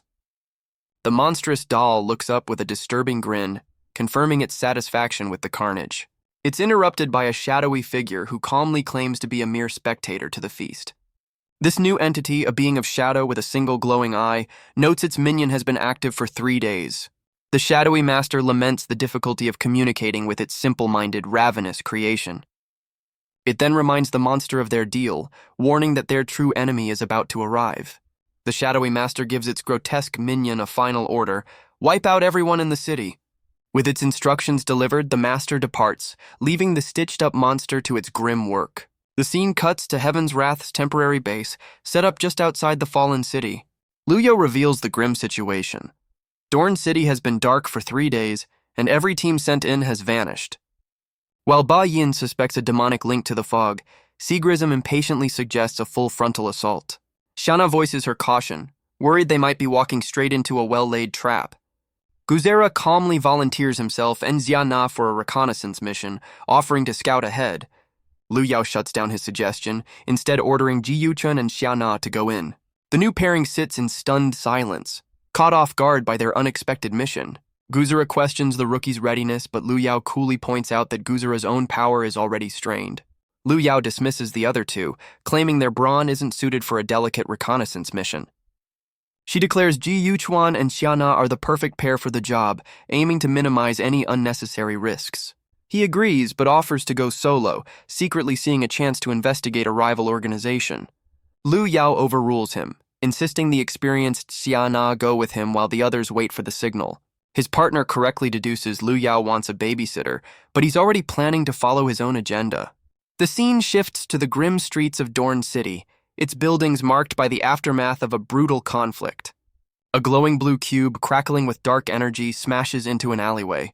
The cube shatters, revealing Ji Yuchen and Xiana, who have been teleported directly into the danger zone. He realizes Lu Yao has weaponized her abilities, storing them in cubes for her agents to use. Their attention is suddenly drawn to a dark, winged silhouette circling ominously in the sky above. The winged creature drops its grim cargo, delivering a fresh meal for the monsters below. The alley becomes a grotesque feeding ground as more winged beasts drop bodies from the sky. Shana realizes with horror that demons are feeding the predators, while Ji Yuchuan notes the situation is far more complex than they imagined. A monstrous predator with a gaping maw lunges from the sky, its terrifying gaze fixed on Xiana. Ji Yuchen reacts instantly, summoning a golden psychic shield to block the creature's deadly assault. Shana prepares her counterattack, her shadowy bow materializing with a glowing, energized arrow. She takes aim from behind the barrier, coordinating a 2-second window with Ji Yuchuan for the perfect shot. The shield drops and she unleashes her arrow, which streaks through the air and finds its monstrous target. The powerful shot slams the predator into the pavement, pinning it to the ground with immense force. Shadowy spikes erupt from the impact, and the creature lets out a silent, agonizing scream. The defeated predator dissolves into shadow, leaving them momentarily safe in the desolate alley. Shana's eyes narrow with suspicion, sensing they are no longer alone. She whirls around with her bow drawn, demanding the unseen presence reveal itself. A hooded man with braided hair emerges from the shadows, questioning their special abilities. He confronts the pair while Xiana holds him at arrow point, demanding to know who he is. Ji Yuchuan recalls Lu Yao's instructions to use the Santenberg Alliance as a cover, surprised to find actual survivors. He smoothly introduces them as members of the Alliance, sent to provide aid to the fallen city. The man's eyes widen with disbelief upon hearing the name of the powerful organization. His suspicion melts into overwhelming relief, grateful that help has finally arrived. He introduces himself as Joris, a locksmith, extending a hand in greeting. The hooded man cuts the conversation short, insisting they follow him to a safer location. He reveals that most of the city's survivors are hiding nearby and urges them to come with him. Ji Yuchuan smirks at Xiana's hesitation, reminding her their orders are to follow every lead. Their new guide leads them to a manhole, disappearing into the sewers below. A strange, watery energy seems to flow from their guide as he descends into the darkness. He explains that the city's advanced underground drainage system is the key to their survival. Ji Yuchuan notes his familiarity with the tunnels, and Joris confirms this city is his hometown. Joris stops before a heavy, sealed door, announcing they've reached the hidden shelter. Ji Yuchuan and Xiana share a look of apprehension, sensing something is not quite right. Their guide assures them the shelter is secure, its location known only to those familiar with the underground. His senses are dulled by a foul stench as he questions their guide's claims of safety. The guide's friendly facade drops, revealing the cold, hard face of a betrayer. Without warning, a volley of projectiles erupts from the darkness, springing the ambush. He instantly summons a golden shield, protecting Shi-Na from the surprise attack. Their guide reveals their cover, ordering the armed figures to capture the agents from the Santenberg Alliance. Realizing they're surrounded by criminals, he smirks while Xiana cautiously suggests diplomacy. A massive gate slams shut behind them, sealing their escape route and trapping them inside. He identifies a rare source stone designed to seal their powers and effortlessly dissipates its energy. Joris stands with his armed crew, demanding the intruders reveal themselves. A group of weary survivors appears, their desperate questions revealing Joris is their only hope for supplies. The survivors reveal their desperation, explaining they need a specific antidote to survive. Joris smirks at his captives, calling them the perfect bargaining chip to get what his people need. Ji Yuchuan connects the dots, realizing this underground area is a prison where criminals are controlled by drugs. Their guide reveals this grim place was once their home, a life of endless darkness and struggle. Joris shows the painful effects of a poison coursing through his veins, the source of their desperation. Xiana coldly questions his life choices, earning a furious glare from the cornered man. Ji Yuchuan calmly exposes their guide's past, noting his hands are those of a master thief. Joris erupts in rage, but his companion intervenes, reminding him they need their captives alive for the trade. A female survivor issues an ultimatum, demanding supplies and medicine in exchange for their lives. Xiana calmly explains their predicament, revealing a signal-blocking fog makes any communication impossible. The female survivor angrily reminds them of their promise, scolding Xiana for her rash actions. Ji Yuchuan reveals they were just stalling for time, asking Xiana if her power has finally recovered. Joris is frozen in terror, unable to move or speak as he realizes the Source Stone has failed to suppress their abilities. Xiana's shadow tendrils erupt from the floor, instantly neutralizing all the criminals in the room. With a confident smirk, he declares it's time to break out, as his partner mocks the criminals' weak attempt to contain them. He shatters the cage with a single powerful swing, the metal bars exploding outwards from the force. Now free, Xiana's shadow power creeps towards the terrified Joris, ready to ensure his cooperation. A sharp tool is held menacingly close to Joris's eye, a clear threat to extract information. Ji Yuchuan calmly prepares to get his answers, ready to uncover the secrets of Dorn City. The interrogation triggers a flashback, revealing Joris's past as a miner in the city's underground tunnels. Two brothers work in a mine, and one of them notices there are fewer people around. They discuss why the Exile faction needs the mined stones, but their conversation is interrupted by the guard's shout. The guard, enraged, punishes them by doubling their daily workload. One of the brothers accuses him of personal revenge. In response, the guard kicks one of them hard. He rudely orders the other prisoners to work faster. The guard reminds them that the Exile faction supposedly saved them from death in the wastelands. He contemptuously calls the prisoners ungrateful traitors. His assistant approaches and whispers something in his ear. A sinister smile appears on the guard's face. A cruel-looking man dangles a pair of handcuffs, announcing that the prisoners will be dining with their guests. He places glowing cuffs on the prisoners' wrists, ordering them to behave. The cuffed prisoners are marched single file through a dark, foreboding tunnel. They emerge into the open air of the Dorn City mining facility, surrounded by guards. Joris shields his eyes, unaccustomed to the bright light after his time in the dark tunnels. The prisoners are lined up in the yard, standing silently before a cold-faced guard. He and another prisoner sense something is wrong, noting the unusual and tense silence. Elsewhere, a shadowy entity whispers to Hobart, the leader of the exile faction, that it's time for the feast to begin. Hobart's eye glows with a sinister red light as he gives the chilling order to begin. The guards suddenly transform into grotesque monsters, their long tongues lashing out as they surround the horrified prisoners. The prisoners cry out in horror as the guards, now transformed into blade-wielding predators, descend upon them. Joris realizes the entire exile faction has been turned, suspecting they were all part of a horrific experiment. A fellow prisoner pleads with Joris, the master locksmith, to free the other ability holders from their cuffs. The power-suppressing handcuffs shatter, falling uselessly to the ground. Two of the freed prisoners feel their abilities return, their hands crackling with latent energy. The newly empowered prisoners decide to fight back, joining forces to battle the monstrous guards. As the battle rages, Joris realizes the cuffs were made of crude stones, the source of their suppressed powers. The shadowy entity observes the chaos, mockingly noting the arrival of uninvited rats at its feast. Its single glowing eye narrows as it focuses on the unexpected turn of events. Annoyed by the interruption, the entity decides to accelerate its plans, summoning massive draconic beasts. The prisoners stare in disbelief as a monstrous draconic beast materializes in the yard. One man freezes in terror as the creature's massive claw descends upon him. The yard erupts into chaos as a swarm of dragons descends, turning the feast into a massacre. Joris is shoved aside at the last second by a fellow prisoner, narrowly avoiding an attack. His savior, George, is slammed to the ground, taking the full force of the dragon's brutal assault.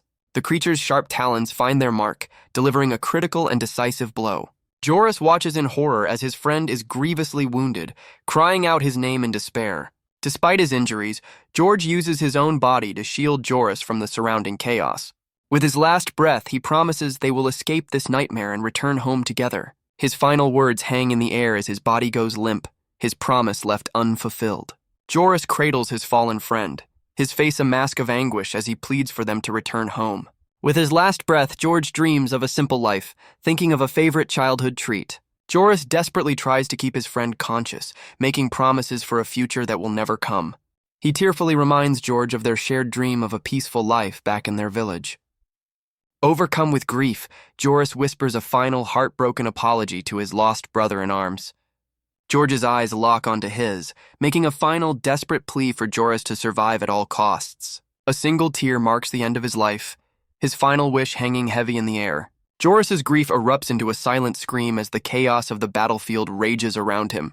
His moment of mourning is cut short as a monstrous draconic claw descends from above. The creature's devastating strike slams into the ground, a brutal end to a tragic sacrifice. The flashback ends with a monstrous dragon roaring outside, a terrifying memory seared into Joris's mind. He clutches his companion, his grief turning into a fierce resolve to expose the city's dark secrets. Back in the present, Ji Yuchuan confirms his suspicions. Demons and predators are working together, targeting the prisoners. He explains to a concerned Xiana that he's only temporarily sedated their captives. Xiana reveals she's left shadowy guardians to protect the unconscious criminals from any potential threats. Ji Yuchuan smirks knowingly, his glowing eyes suggesting her shadowy protectors are no match for what's coming. A massive, glowing purple chain suddenly erupts from the ground, catching both agents completely by surprise. The chain slams into the ground, signaling the arrival of a powerful, uninvited guest. A flamboyant demon with a sinister grin emerges from the smoke, mocking their inability to detect him. Ji Yuchuan confronts the demon, accusing him of creating the fog and demanding to know the fate of the previous teams. The masked demon mockingly confirms he devoured the previous teams, finding them quite a delicacy. Surrounded by the demon's oppressive aura, both agents brace for the inevitable confrontation. A monstrous face materializes in the fog, its glowing red eyes promising they are the next meal. The entity declares itself a god within its misty domain as Xiana prepares to challenge its claim. Ji Yuchuan scoffs at the demon's ego, summoning a purple magic circle in response to its arrogance. He unleashes a volley of magical chains, angrily rejecting any comparison to the demon's previous victims. The chains find their mark, ensnaring the surprised misty entity in a glowing purple trap. As the demon is restrained, Xiana prepares her own attack, charging an arrowhead with crackling energy. She realizes with cold fury that the enemy had been tailing her, a mistake born from her own complacency. Channeling her anger, she unleashes a powerful shot, determined to correct her lapse in judgment. Xiana's charged arrow flies towards the misty demon. The demon's form dissipates, avoiding the attack. Xiana and Ji Yuchuan realize their attack missed. Xiana warns Ji Yuchuan of the approaching danger. Xiana is struck by an unseen force. The demon mocks their attempts to fight him. Ji Yuchuan notices the air thinning around them. Chelsea explains demons' adaptability to different environments. The demon taunts them with their vulnerability. Ji Yuchuan considers his next move as the fight continues. Realizing their current approach is futile, he calls on his demonic partner for a change in strategy. Chelsea answers his summons, manifesting her full demonic form to face the massive misty entity. Annoyed at being commanded, she unleashes a powerful ice attack, determined to claim the victory for herself. The misty demon mockingly dismisses her power, unimpressed by the abilities of her demonic contract. Her icy blast pierces through the fog, but the demon continues to boast of its invincibility within its domain. The demon's confidence shatters as the powerful beam has an unexpected and devastating effect on its misty form. With the fog rapidly dispersing, Ji Yuchuan reveals the demon's true location, having found him hiding in the chaos. A golden thread of energy slices across the demon's face, a direct and painful hit on its physical body.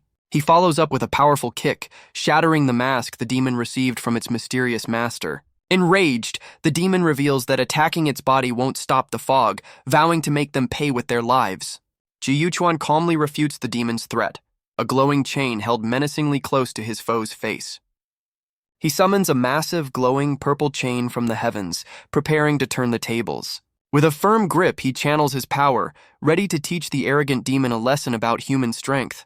A confident smirk spreads across his face as he unleashes a storm of chains, warning the demon not to underestimate them. The demon recoils in shock as the chains begin to violently disperse his signature misty domain. He reveals his brilliant strategy, using the rapidly swirling chains to create a vortex that clears the fog. The oppressive mist dissipates completely, revealing the true battlefield for the first time. Xiana gasps in relief, finally able to breathe freely as the demon's suffocating power fades. She watches in awe, realizing the true, terrifying extent of her new partner's capabilities. The defeated demon declares a tactical retreat, vowing to escape and report back to his mysterious master. Ji Yuchuan's chains drag the demon back, preventing its escape with a brutal yank. The demon's retreat ends in a violent crimson explosion, leaving only a shadow behind. With the threat neutralized, Ji Yuchuan calmly observes the aftermath while Xiana remains vigilant, determined not to lose her target again. He looks down with amusement, having found the demon's true, far less intimidating form. The once arrogant god is revealed to be a tiny, crying creature, lamenting its humiliating defeat. He dangles the pathetic demon before his partner, offering it up as a power-boosting snack. Ignoring the creature's pleas of weakness, he silences it by forcing a glowing chain into its mouth. Xiana watches the bizarre scene unfold, stunned by the strange dynamic between her new partner and his demon. He casually turns the conversation to her, noting that her own demonic contract has a human form. Before she can respond, she receives an urgent message from their commander, Lu Yao. He internally notes Xiana's humanoid demon, realizing he needs more intel on his new teammates. Their conversation is cut short by an urgent command from Lu Yao to evacuate the city immediately. Before Xiana can respond, she and the prisoners collapse, clutching their heads in sudden agony. Joris glares at them, demanding to know what the exile faction is doing to his people. Ji Yuchuan calmly explains they are a rescue team, pointing out they would already be dead if they were enemies. A fellow survivor convinces a hesitant Joris that trusting the agents is their only remaining option. Joris reluctantly agrees to cooperate, seeing no other way out of their desperate situation. His agreement is cut short as a massive, shadowy tendril violently erupts from the ground. Ji Yuchuan pulls Xiana back, warning her to stay away from the new, unknown threat. A monstrous, shadowy creature emerges from the dust, its form crackling with a strange, numerical energy. The stitched-up monster stands over a defeated Joris, its tormented form revealing it needs 2 more sacrifices. The monstrous being selects its next targets. A victim cries out in pain as something terrible happens. Ji Yuchuan and Chelsea observe the aftermath, puzzled by the victim's continued consciousness. Chelsea struggles to pinpoint the fog demon's lingering scent.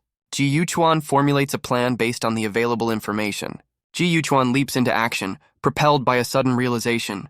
A disturbing creature emerges from the darkness, its tendrils reaching out. Ji Yuchuan confronts the creature, his eye glowing with power. He unleashes a powerful attack, his chain weapon glowing brightly. Ji Yuchuan's chain strikes a grotesque creature, causing a burst of energy and something unsettling. The creature recoils in apparent pain, its form distorted by the attack. Lu Yao expresses frustration at Ji Yuchuan's impulsive actions. Lu Yao makes a startling observation about the nature of the creature. The creature continues to express distress, and its reaction puzzles Ji Yuchuan. The creature's cries intensify, and its form seems to be deteriorating. Lu Yao identifies the creature as a predator, surprising Ji Yuchuan. Ji Yuchuan finds the new information intriguing, sensing a shift in the situation. Several predators are seen being pulled into the darkness by shadowy tendrils. Two figures discuss the recent appearance of the predators and their likely origin. Seagrism questions if the fog was actually protecting them. Lu Yao and a technician discuss their inability to reconnect with Ji Yuchuan and Xia. Lu Yao speculates about a high-level predator in Dorn City. Ji Yuchuan and Xia plummet through the air towards the city streets. Ji Yuchuan's hand touches the ground amidst debris and smoke. A grotesque figure threatens to consume Ji Yuchuan. Ji Yuchuan assesses the creature's regenerative abilities. Ji Yuchuan asks Xia to restrain the creature. Xia fires a shadowy arrow towards the creature. The creature reacts to Xia's attack. The monstrous figure finds itself bound, expressing discomfort. Ji Yuchuan approaches, his weapon ready, criticizing the creature's disguise. He strikes swiftly, his weapon flashing through the air. The creature reacts dramatically to a painful blow. A close-up reveals sharp teeth, hinting at the creature's predatory nature. The creature decides to abandon pretense and consume its target. Ji Yuchuan notices Xia's shadowy influence, impressed by her demon's growth. The creature grows larger, its hunger intensifying. Ji Yuchuan prepares to unleash Chelsea, promising her a feast. A powerful energy signature erupts, engulfing the street. Ji Yuchuan's true words ability activates, plunging him deep into the creature's psyche. A sterile bag of blood hangs ominously, setting the scene for a tragic medical memory. The vision reveals a mother's final moments, having passed away after giving birth to a son. Within the memory, Ji Yuchuan realizes he's found the core of his opponent's trauma. He confirms his suspicion, identifying mental fortitude as the young creature's greatest weakness. Adopting the guise of a doctor, he prepares to use a sharp instrument to corrupt the painful memory. The mother's spectral hand reaches out, desperately trying to stop his psychological assault. With her last breath, she begs him to spare her child, revealing the name Anne. Ji Yuchuan coldly processes the name, his demonic companion swirling behind him with interest. Back in reality, the creature is frozen in terror, trapped by the mental manipulation of its own past. The demonic doctor figure declares their intention to take the child. A burst of energy erupts, pushing back the spectral mother. Ji Yuchuan struggles to disengage from the true words technique. He's violently expelled from the memory realm, landing hard. He realizes with alarm that the true words are still active. His eye glows, trapped within the creature's psyche. He witnesses the creature's true, monstrous form. The monstrous creature attacks Ji Yuchuan with its tendrils. More predators descend, their glowing eyes fixed on their prey. Ji Yuchuan unleashes his chains against the attacking creatures. Chelsea holds her glowing chain, expressing her disgust at the taste of the defeated predators. With a confident smirk and a glowing sigil on her forehead, she contemplates her next move. She muses that perhaps Ji Yuchuan could prepare the creatures into something more appetizing. A sudden volley of shadowy projectiles streaks through the air, interrupting her thoughts. Chelsea whirls around, surprised by the unexpected intervention from an unseen ally. She appears with her bow drawn, curtly telling the powerful demon to mind her own business. She warns that her own demon senses more enemies approaching, drawn by the escalating conflict. With little time to prepare, she glances at Ji Yuchuan, still trapped within a golden energy field. She fears that if he doesn't regain consciousness soon, their energy will be completely drained. She notes that the predator has become a strange, pulsating mass, wondering what it will morph into next.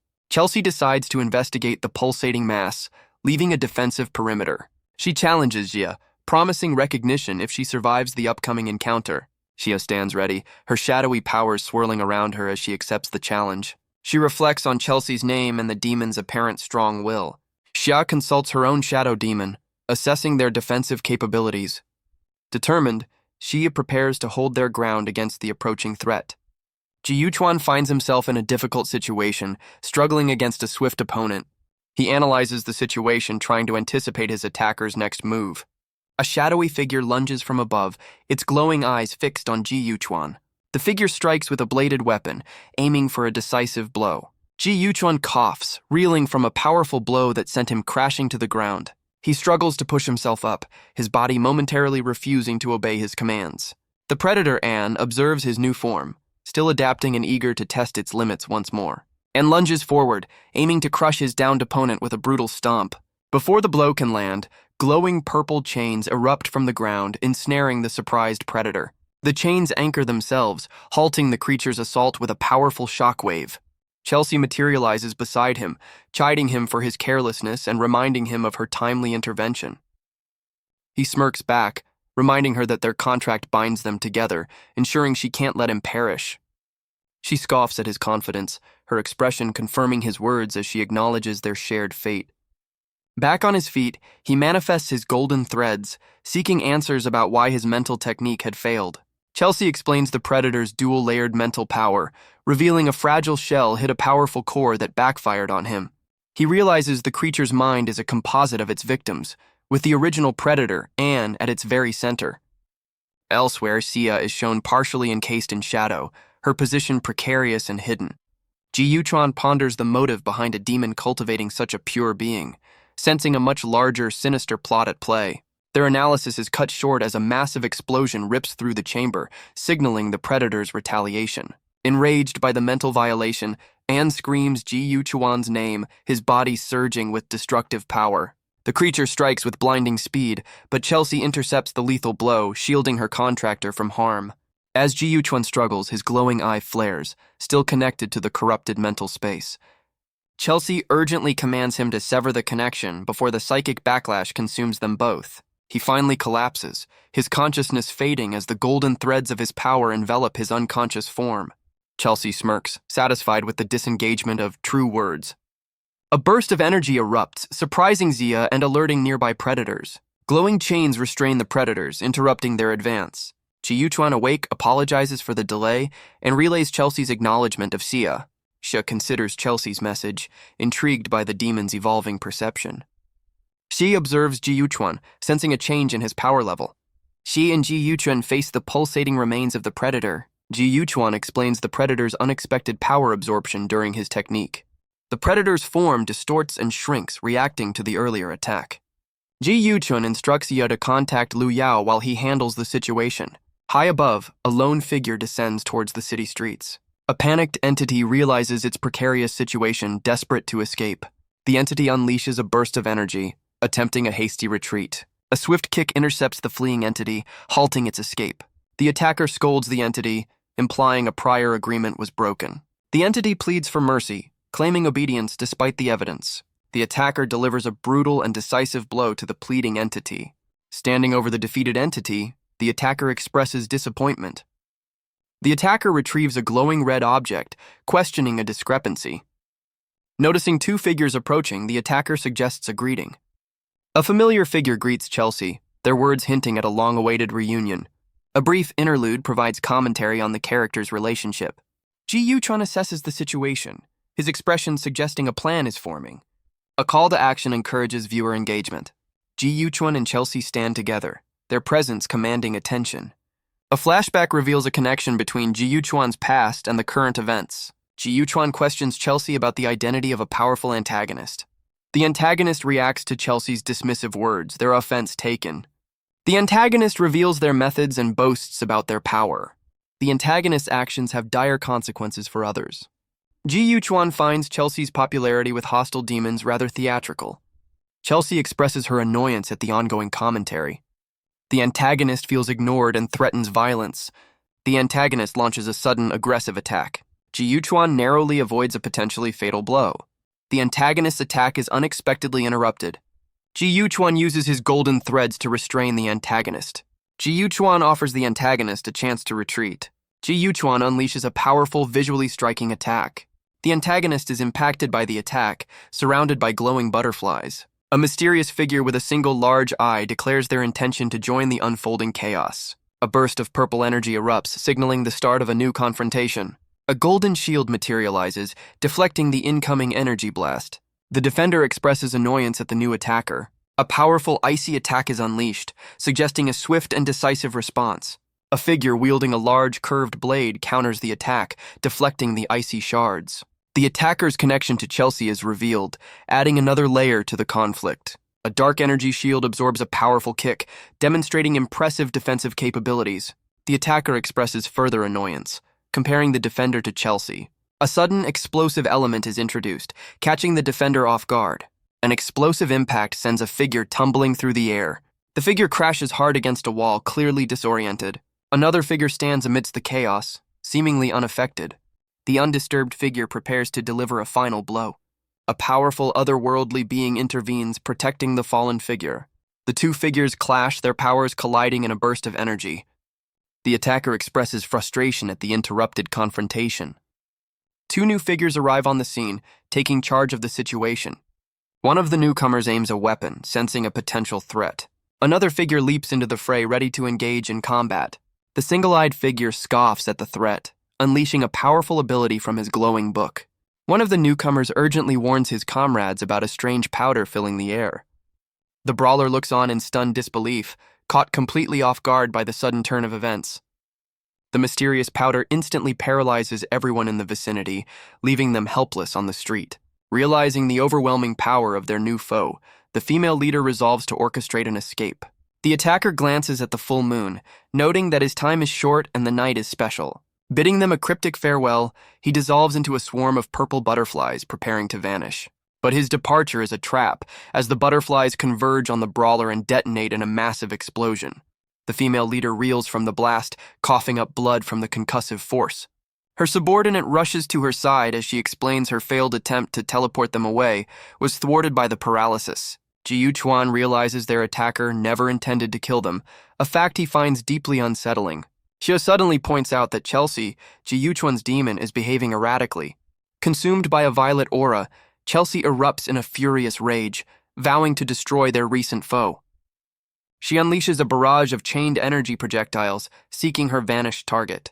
The chaotic energy lands near the team, and Ji Yuchuan senses something is wrong with her attack. Lu Yao urges him to use his bond of contract to pacify Chelsea, suspecting the enemy's influence. Ji Yuchuan looks back in confusion, admitting he has no idea what she's talking about. As Sigrism charges after the enraged demon, Lu Yao grows frustrated with the escalating chaos. Lu Yao realizes with dread that Ji Yuchuan's ignorance of the demon contract makes the situation far more dangerous. Meanwhile, Chelsea continues her rampage, her fury unabated as she hunts for the one who provoked her. Someone yells at a woman, concerned about the collateral damage she's causing. The woman's eyes glow intensely, hinting at her power and focus. She swiftly repels an attack, telling her assailant to get lost. Another figure witnesses the scene, calling out in concern. Someone reacts with anger, feeling deeply offended by the woman's actions. The woman unleashes her power, motivated by protective instincts. A bright streak of energy suggests a swift and powerful attack is launched. Someone deflects multiple projectiles with a glowing shield. Two figures discuss the chaotic situation, questioning someone's loyalty. Someone defends their actions, refusing to be judged by others. A demonic figure warns someone to move. A clash of energy ensues, suggesting a forceful encounter. Someone calls out, urging another to regain control. A defiant roar echoes, rejecting any commands. A swift, aggressive movement suggests an escalating conflict. Someone is knocked back, indicating a powerful impact. The struggle to control a powerful force is evident. Someone assesses the situation and offers advice. A character expresses confidence and determination. A powerful ability is unleashed, hinting at a turning point. Ji Yuchuan's power manifests as a serpent, striking at the core of Chelsea's corrupted mind. Consumed by rage, Chelsea vows to destroy anyone who stands in her path. Lu Yao watches in horror as Sigrism is caught in the crossfire, realizing they need to pull him out immediately. Xia suddenly appears, revealing she has already teleported Sigrism to safety with Ba Yin. Lu Yao prepares to move the entire team, privately marveling at the incredible power Ji Yuchuan now wields. Chelsea furiously rejects Ji Yuchuan's attempts to restrain her, lashing out with uncontrolled energy. He struggles against her power, his golden thread straining as he tries to reach her through the haze of her fury. Ji Yuchuan forces a connection, his own eye glowing as he desperately calls out to her, trying to break the enemy's influence. Inside her consciousness, his power lands a decisive blow, shattering the web of control. As the psychic battle rages, a strange sphere of volatile energy begins to coalesce on the street below. Someone flees a dangerous situation, their bare feet pounding the ground. A distressed figure questions the unfolding events. Imposing figures loom, their presence suggesting a threat. The fleeing figure wonders why this is happening. Trapped and afraid, the figure realizes escape is impossible. A sudden violent event occurs, causing injury. The figure falls, their fate uncertain. The falling figure experiences a moment of disorientation. Relief washes over the figure as they realize they survived. A sinister figure savors a disturbing victory. A grim ritual unfolds, promising a return and greater power. Chelsea awakens, caught in a horrifying cycle of rebirth. Figures plead with a demonic leader for power and blood. Someone expresses pity for Chelsea's predicament. A sinister figure reveals Chelsea's role as a sacrifice. The figure explains Chelsea's purpose, an endless blood supply. A monstrous figure demands better blood from Chelsea. Chelsea reflects on the endless suffering she endures. Chelsea yearns for an end to her torment. A large axe descends, suggesting impending violence. A mysterious figure arrives, commenting on Chelsea's weakened state. A Gothic castle stands silhouetted against the moonlit sky. Chelsea's fate takes a dramatic turn, orchestrated by a sinister figure. A warning is issued, promising future consequences. The cost of a powerful summoning is revealed, millions of souls. A command echoes through a ritualistic chamber. Wake up! A coffin opens, revealing its contents amidst falling petals. Mordak, a powerful demon, is awakened and given a task. Mordak's piercing gaze hints at his formidable power. A confrontation begins, with a figure wielding a glowing energy web. Chelsea lies vulnerable, questioning the identity of her captor. Ji Yuchuan observes the scene, his eye glowing with power. Chelsea appears distressed, fearing for her safety. Ji Yuchuan approaches, his question hanging heavy in the air. Ji Yuchuan reassures Chelsea, revealing their alliance. A powerful energy blast rips through a web-like barrier. Ji Yuchuan narrowly avoids a massive axe swing. Ji Yuchuan urges Chelsea to awaken, sensing impending danger. He braces for another attack, realizing their precarious situation. He desperately calls out to Chelsea, his voice filled with urgency. Ji Yuchuan initiates a mind invasion, his golden threads weaving into Chelsea's consciousness. Within her mind, Chelsea's will has faded, consumed by a desire for her suffering to finally end. A monstrous guardian of the ritual notices Ji Yuchuan's intrusion and prepares to attack. He realizes he's witnessing the core of the ritual, the continuous forced rebirth of a demon king. The guardian looms over him, vowing to eliminate anyone who dares to interfere with the ceremony. It brings its massive axe down, shattering the very ground of the mental landscape. The powerful strike sends a massive cloud of dust and debris flying through the air. Ji Yuchuan reappears, having narrowly dodged the attack but clearly feeling the strain of the psychic battle. He holds the now awakened Chelsea, acknowledging the severe toll the true words technique has taken on him. With a confident smirk, he reminds Chelsea that she owes him a great debt for pulling her back from the brink. Chelsea questions his actions, believing her own demise should have been a cause for celebration. Overwhelmed by guilt, she tearfully proclaims herself the source of all evil. Ji Yuchuan urgently warns her to break free from her despair, reminding her their lives are linked. He desperately tries to pull her from the mental abyss, demanding she leave that world behind. His words finally break through as her eyes snap open, now glowing with renewed formidable power. The ritual's guardian is instantly obliterated by a massive blast of her unleashed energy. Back in the real world, a now composed Chelsea questions Ji Yuchuan's dramatic display. She scoffs at his efforts, declaring that as the mightiest demon she was never truly trapped by such a simple illusion. A brilliant flash of golden light marks the end of their psychic struggle, returning them fully to the city street. Nearby, Xia tends to see Grism's injuries, while Lu Yao observes the now reunited Ji Yuchuan and Chelsea. Lu Yao senses the lingering power of Ji Yuchuan's abilities. Lu Yao calls out to Chelsea, needing her attention. Chelsea appears, annoyed at being summoned. Chelsea and an unknown figure engage in a strange ritualistic greeting. Lu Yao and Xia observe the interaction, surprised by the display. Chelsea explains the greeting is a customary demon tradition. Lu Yao relays new intel from headquarters. The team discusses the nature of the demon they encountered. Lu Yao reveals the demon's long presence on Earth. The team discusses the demon's motives and the sacrifices. Reviving a powerful demon requires a massive sacrifice of souls. The Predator's consumption of millions suggests a powerful demon resurrection. The team discusses the implications of the Predator's actions and the potential threat. Liu Yao decides to split the team into two groups for strategic reasons. Liu Yao will lead one group to Dorn City to handle the aftermath. Bai Yin is tasked with taking Ji Yuchuan to learn the bond of contract. 3 days later, they arrive in the slum district of Santenberg City. Ji Yuchuan questions the existence of such a place within a human city. Bai Yin explains the social dynamics and the role of alarm bells. The team arrives at their destination, ready for the next stage of their mission. Bai Yin announces they've arrived at the residence of a certain teacher, Han Yu. The door cracks open and Bai Yin recoils in sudden wide-eyed shock. He frantically urges Ji Yuchuan inside, who looks on, completely baffled by the sudden panic. Before he can react, strange purple tendrils erupt from the doorway and ensnare Ji Yuchuan.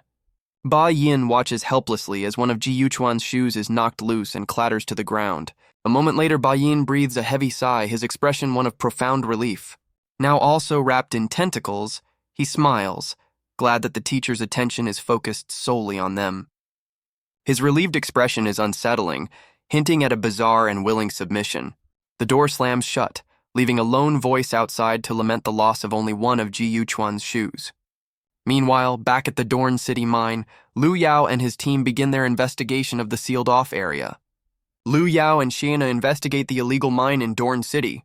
They deduce the operation has been running for a long time, hinting at a traitor. Liu Yao orders the protection of the rescued prisoners as potential witnesses. Xiana is tasked with compiling all gathered information for a report. The scene shifts to a different location, likely Santenberg City. Two figures, likely Bai Yin and a young woman, discuss a sparring match. The young woman boasts about her skills and her grandfather's teachings. Bai Yin reacts defensively to an insult directed at his mentor. Bai Yin warns the young woman about Ji Yuchuan and his demon. An older, wiser figure observes, noting Bai Yin's growing strength. The wise elder reflects on Ji Yuchuan's S-class psychic status, hoping he and his demon can endure the coming trial. He smirks, anticipating that their struggle will provide some much-needed entertainment. Ji Yuchuan and Chelsea find themselves in a strange dimension known as the Maze of Souls. Chelsea grows concerned as Ji Yuchuan halts, realizing they're in a special zone where their powers are nullified. He points ahead, his focus fixed on a familiar box that has suddenly materialized in their path. A crudely taped note with a cartoonish drawing of their host encourages them to open the box. A flashback reveals a sign from the elder, promising surprise boxes to help them navigate the maze he created. Frustrated by the bizarre trial, Chelsea listens as Ji Yuchuan resolves to proceed with caution. The pair ventures deeper into the monotonous, towering corridors of the endless maze. Suddenly, Chelsea's eyes glow with an intense pink light as she calls out his name with urgency. Ji Yuchuan spots another box on a small table, wondering if it's one of the promised surprises. A crudely taped note with a cartoonish drawing of their host encourages them to open it. Ignoring Ji Yuchuan's warning, Chelsea decides to open the seemingly ordinary box. She scoffs at his caution, arguing that they need to take risks to escape the maze. Peering inside, she finds a single mysterious card waiting for them. The card bears a strange symbol, a crossed-out eye hinting at its unpleasant purpose. As she touches it, a blinding flash of purple energy erupts from the box, catching her off guard. Chelsea stumbles back, temporarily blinded by the trap as Ji Yuchuan watches in concern. Two sinister jester sprites appear, revealing that they've opened a debuff box, and that most of the maze's boxes are traps. The jesters gleefully explain the cruel game. The first to collect 10 debuff cards will be trapped with them forever. The jester tearfully reveals that a single key hidden within the boxes is their only means of escape. As the pair turns to leave, the jesters desperately beg them to stay and become their eternal companions. Chelsea asks for their next move, and Ji Yuchuan decides they must open the boxes, volunteering her for the dangerous task. She reacts with fury, accusing him of deliberately trying to weaken her, but he remains unfazed by her outburst. Ji Yuchuan calmly explains his strategy. Since she's already been hit, she should continue opening boxes to preserve his own strength. Struck by his ruthless logic, Chelsea falls silent, her expression one of reluctant acceptance. Taking her silence as consent, Ji Yuchuan smirks and manifests a glowing pink chain from his hand. He binds her wrist to his own, reminding her that no matter what happens, she is still bound to ensure his safety. With a look of grim determination, Ji Yuchuan gives his silent reassurance that their plan will work. The scene shows Chelsea repeatedly opening boxes throughout the maze, growing more frustrated with each debuff she receives. Chelsea erupts in fury, accusing Ji Yuchuan of using her as a pawn in this twisted game. He realizes with dawning horror that every box is a trap, and that Chelsea is just one debuff away from being lost forever. Deciding he can't risk her fate, Ji Yuchuan's gloved hand reaches out to open the next box himself. Inside, he discovers not a debuff card, but a small, ornate dagger resting beside a folded note. His eyes narrow as he absorbs the new information, a silent calculation running through his mind. The note reveals the dagger's true purpose, a test of loyalty in a place where their contract is nullified. When Chelsea demands to know what he found, he simply presents the dagger, letting the object speak for itself. She scoffs, convinced it's another cruel trick, and impatiently pushes them to continue their search for the real key. They halt before another box, and Chelsea's question hangs in the air, her hope dwindling with every step. This time, nestled inside, they finally find it. A single golden key, their only ticket out of the maze. A taunting note inside the box congratulates the finder, offering a chance to betray their partner and escape alone. Chelsea presses him for an answer, concerned he's been hit with another debilitating curse. A subtle, knowing smirk plays on Ji Yuchuan's lips as he considers his next move. He calmly reveals to a surprised Chelsea that he has indeed found their way out. Relieved and impatient, she grabs his arm, ready to leave the twisted maze behind for good. Their escape is cut short as the two jester sprites reappear in a celebratory explosion of confetti. The jesters theatrically congratulate them, one even feigning tears at having been outwitted. But their game is far from over, as one of the sprites hints at the next phase of their trial. The jester announces the start of a truth or dare game, much to the pair's apprehension. Watching from afar, the elder smirks, satisfied that the real entertainment is finally starting. The jester explains the rules of its game: answer honestly to remove their curses, or lie and face the consequences. It leans in close to Ji Yuchuan, delivering a chilling warning about the price of dishonesty. Chelsea confidently accepts the challenge, eager to restore her vision and prove she has nothing to hide. The jester begins, asking Chelsea if she still desires to take over Ji Yuchuan's body. She admits that was her past desire, but now declares him her kin and vows to protect him. The jester mocks her sudden loyalty, but Chelsea impatiently demands her reward for answering truthfully. The sprite turns its attention to Ji Yuchuan, who wearily agrees to play along just to end the trial. It presents a card, signaling the start of his turn in the twisted interrogation. Ji Yuchuan is asked a pointed question. Has he lied to Chelsea since they entered the maze? He responds with a clever smirk, stating that by the technicalities of conversation he has told no lies. The jester and Chelsea are baffled by his strange human logic. He uses a simple analogy to explain that omitting details is not the same as telling a falsehood. Ji Yuchuan defines his principle of conversation, leaving the jester to contemplate his clever wordplay. The sprite grudgingly admits his cunning, disappointed that its trap was so easily sidestepped. It reveals a new rule. They are each other's judges, presenting the note Ji Yuchuan found as evidence of his deception. As Chelsea's vision returns, the jester tries to sow discord by revealing the secrets Ji Yuchuan kept from her. Ji Yuchuan calmly explains he withheld the truth about their failed contract because of her vulnerable state. She cuts him off, accepting his reasoning and refocusing them on their shared goal of escaping the maze. Chelsea confidently declares her partner innocent of lying, and the delighted jester agrees to honor her judgment. With a snap of its fingers, the jester begins to remove the remaining curses from Chelsea as their reward. With her curses lifted, Chelsea stands restored to her full demonic glory. The jester sprite reappears, theatrically congratulating them on clearing the first trial. Cards flutter around the duo as they brace themselves for the next phase of the Elder's game. They face 3 identical doors, all marked life, with the jester warning that only one is the true path. Chelsea finds herself unable to sense any difference, while Ji Yuchuan suspects a hidden danger. She impulsively suggests they split up and test their luck, but he quickly tries to stop her. As she nears a door, it dissolves into an energy vortex, revealing the entire choice was an illusion. A sign from the Elder appears, mocking their efforts and revealing Ji Yuchuan's caution was used against Chelsea. Leaning against the fake doorway, Ji Yuchuan grimly admits how little he and his partner truly understand one another. Chelsea walks away, coolly reminding him that in this place, the only one you can rely on is yourself. A sinister voice taunts Chelsea, questioning her trust in Ji Yuchuan. Chelsea, annoyed, tells the voice to leave her alone. She walks deeper into the maze, spear in hand. She deflects an unseen attack, her annoyance growing. She recognizes the attack and seems surprised. She clashes with a large, shadowy creature. Chelsea unleashes a powerful energy blast. She realizes she's facing the same ability again. Chelsea is angered by the repetitive nature of the test. A calm voice advises patience, hinting at a plan. Chelsea receives a cryptic message about her partner's potential betrayal. A demonic figure welcomes someone to a new level, calling them soulmate. The Santenberg Alliance HQ stands tall, a symbol of power and authority. Someone proposes Ji Yuchuan's recruitment into an elite squad called Heaven's Wrath. A figure reviews Ji Yuchuan's file, contemplating his past actions. The president questions Ji Yuchuan's trustworthiness, aware of his hidden activities. The president believes Ji Yuchuan can be a valuable asset if handled correctly.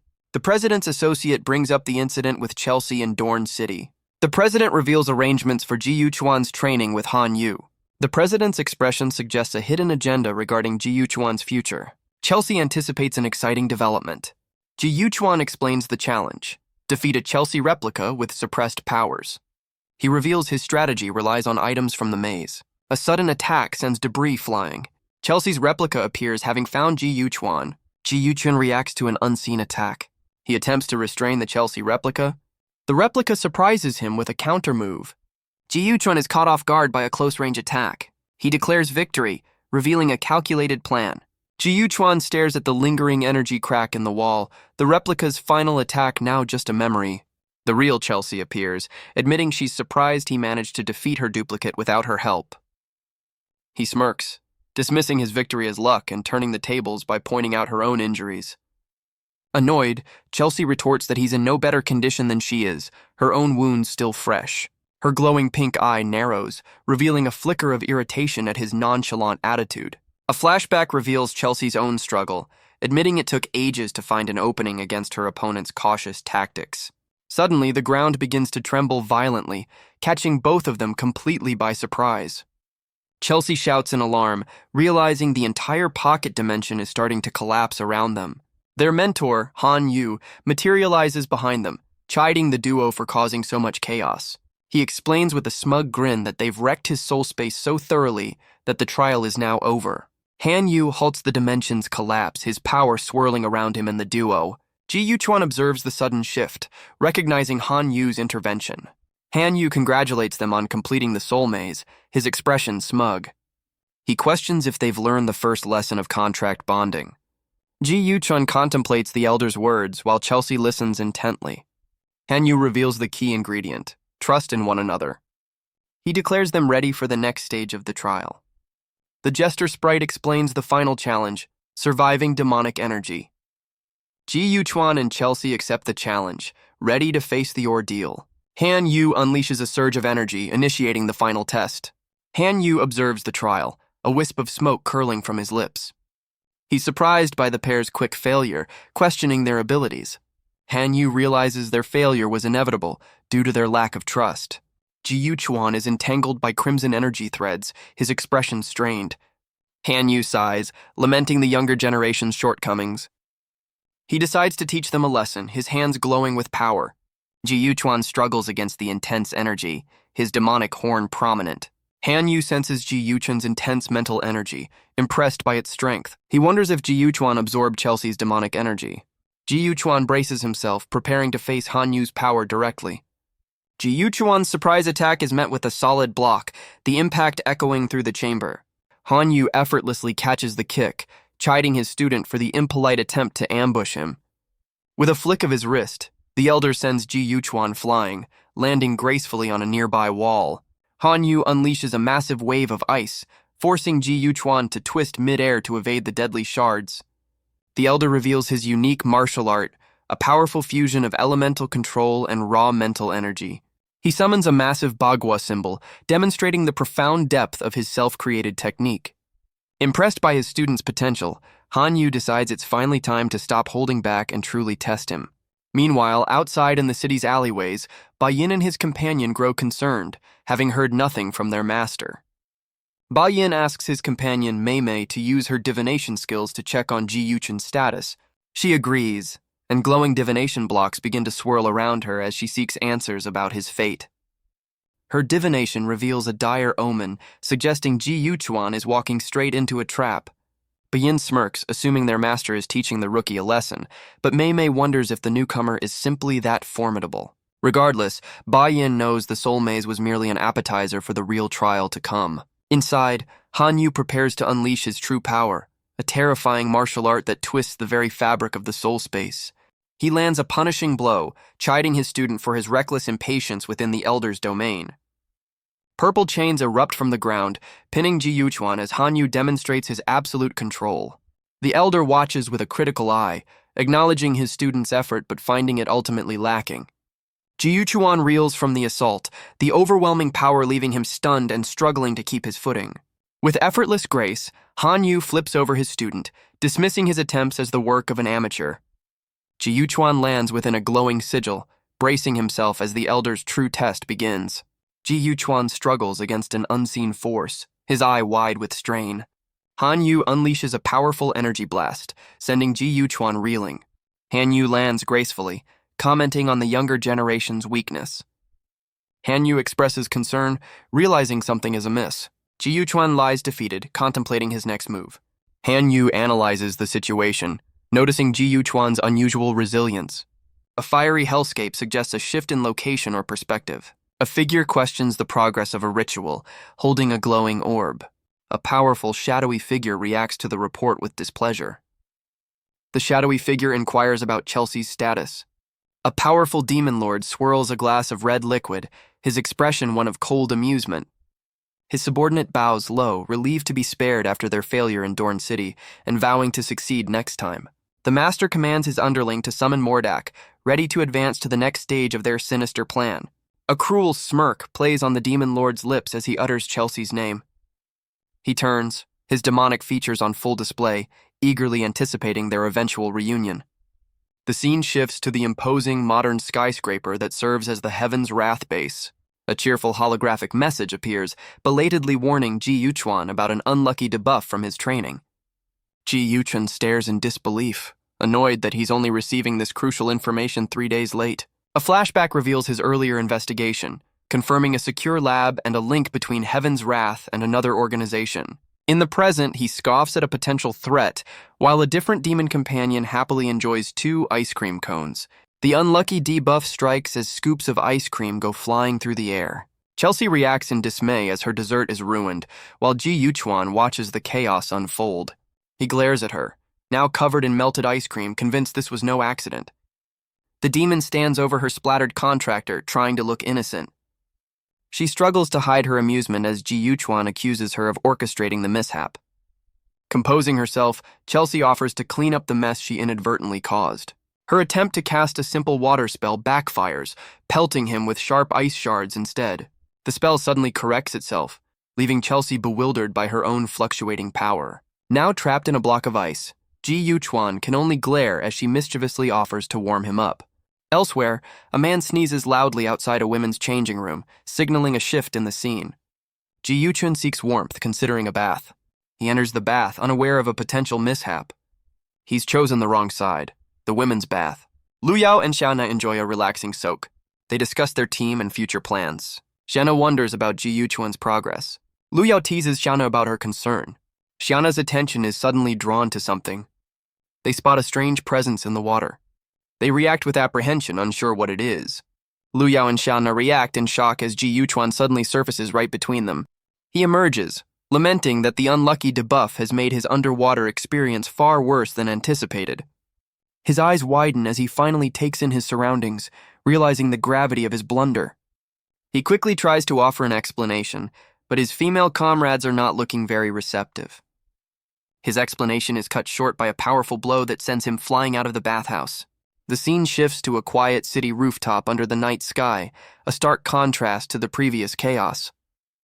A flashback reveals Ji Yuchuan's punishment, sorting through mountains of convoluted files for 2 straight days.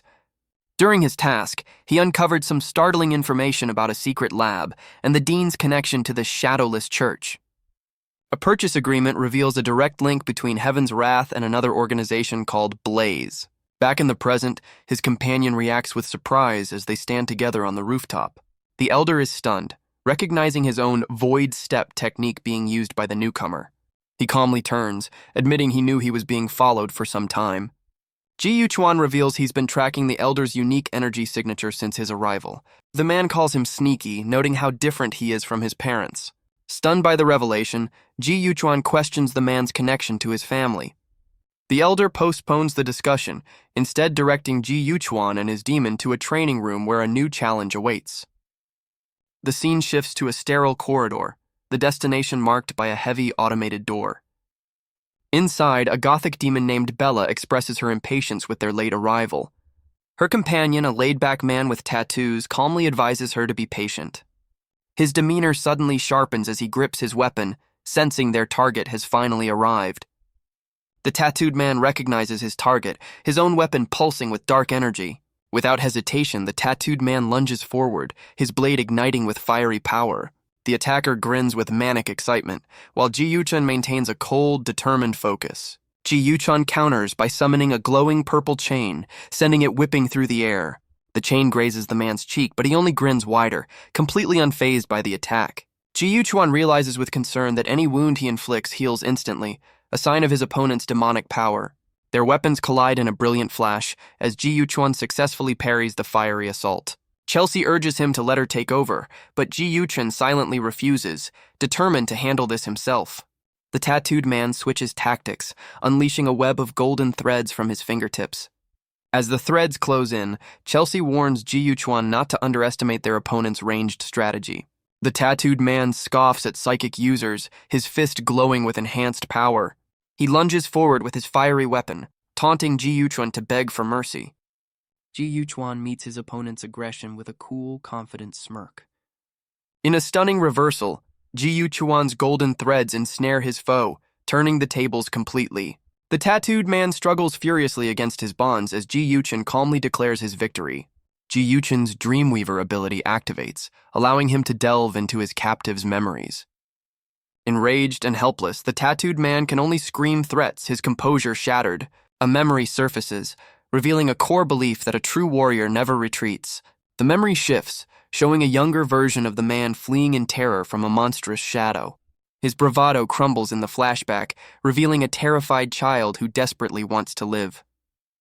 Outside the training room, Bella asks the elder for an update on the fight.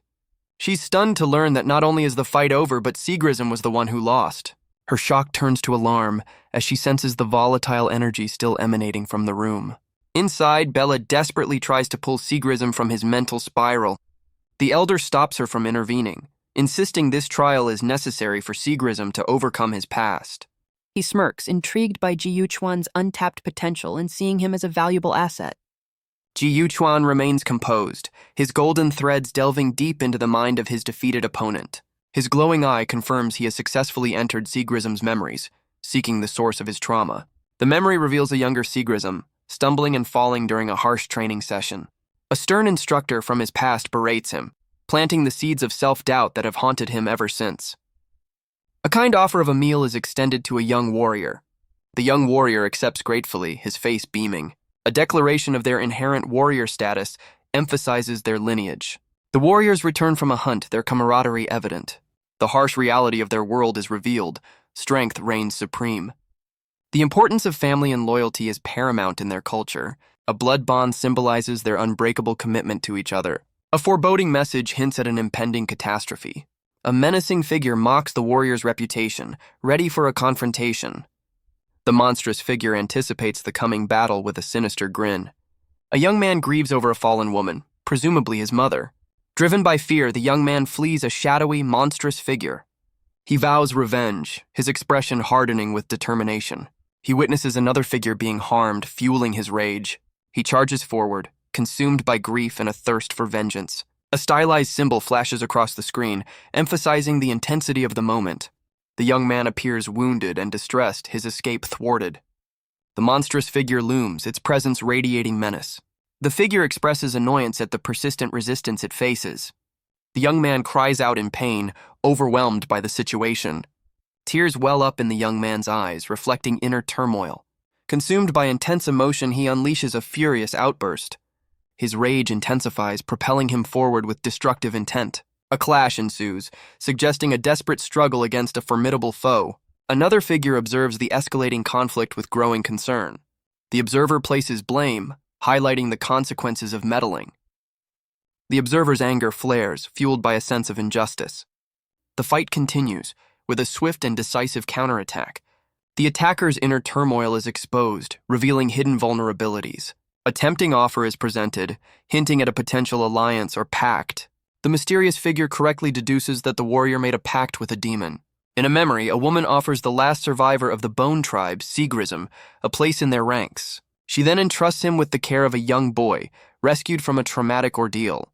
The twist is revealed as the boy introduces himself as the true Seagrism. The tattooed man accepts his new role, vowing to become strong enough to protect the child. His blade ignites with fiery determination, a symbol of his new promise. The memory shatters, revealing the tattooed man's demonic form as he screams his adopted name, willing to be a monster for his cause. He grins with wild abandon, refusing to back down and daring Ji Yuchuan to finish their fight.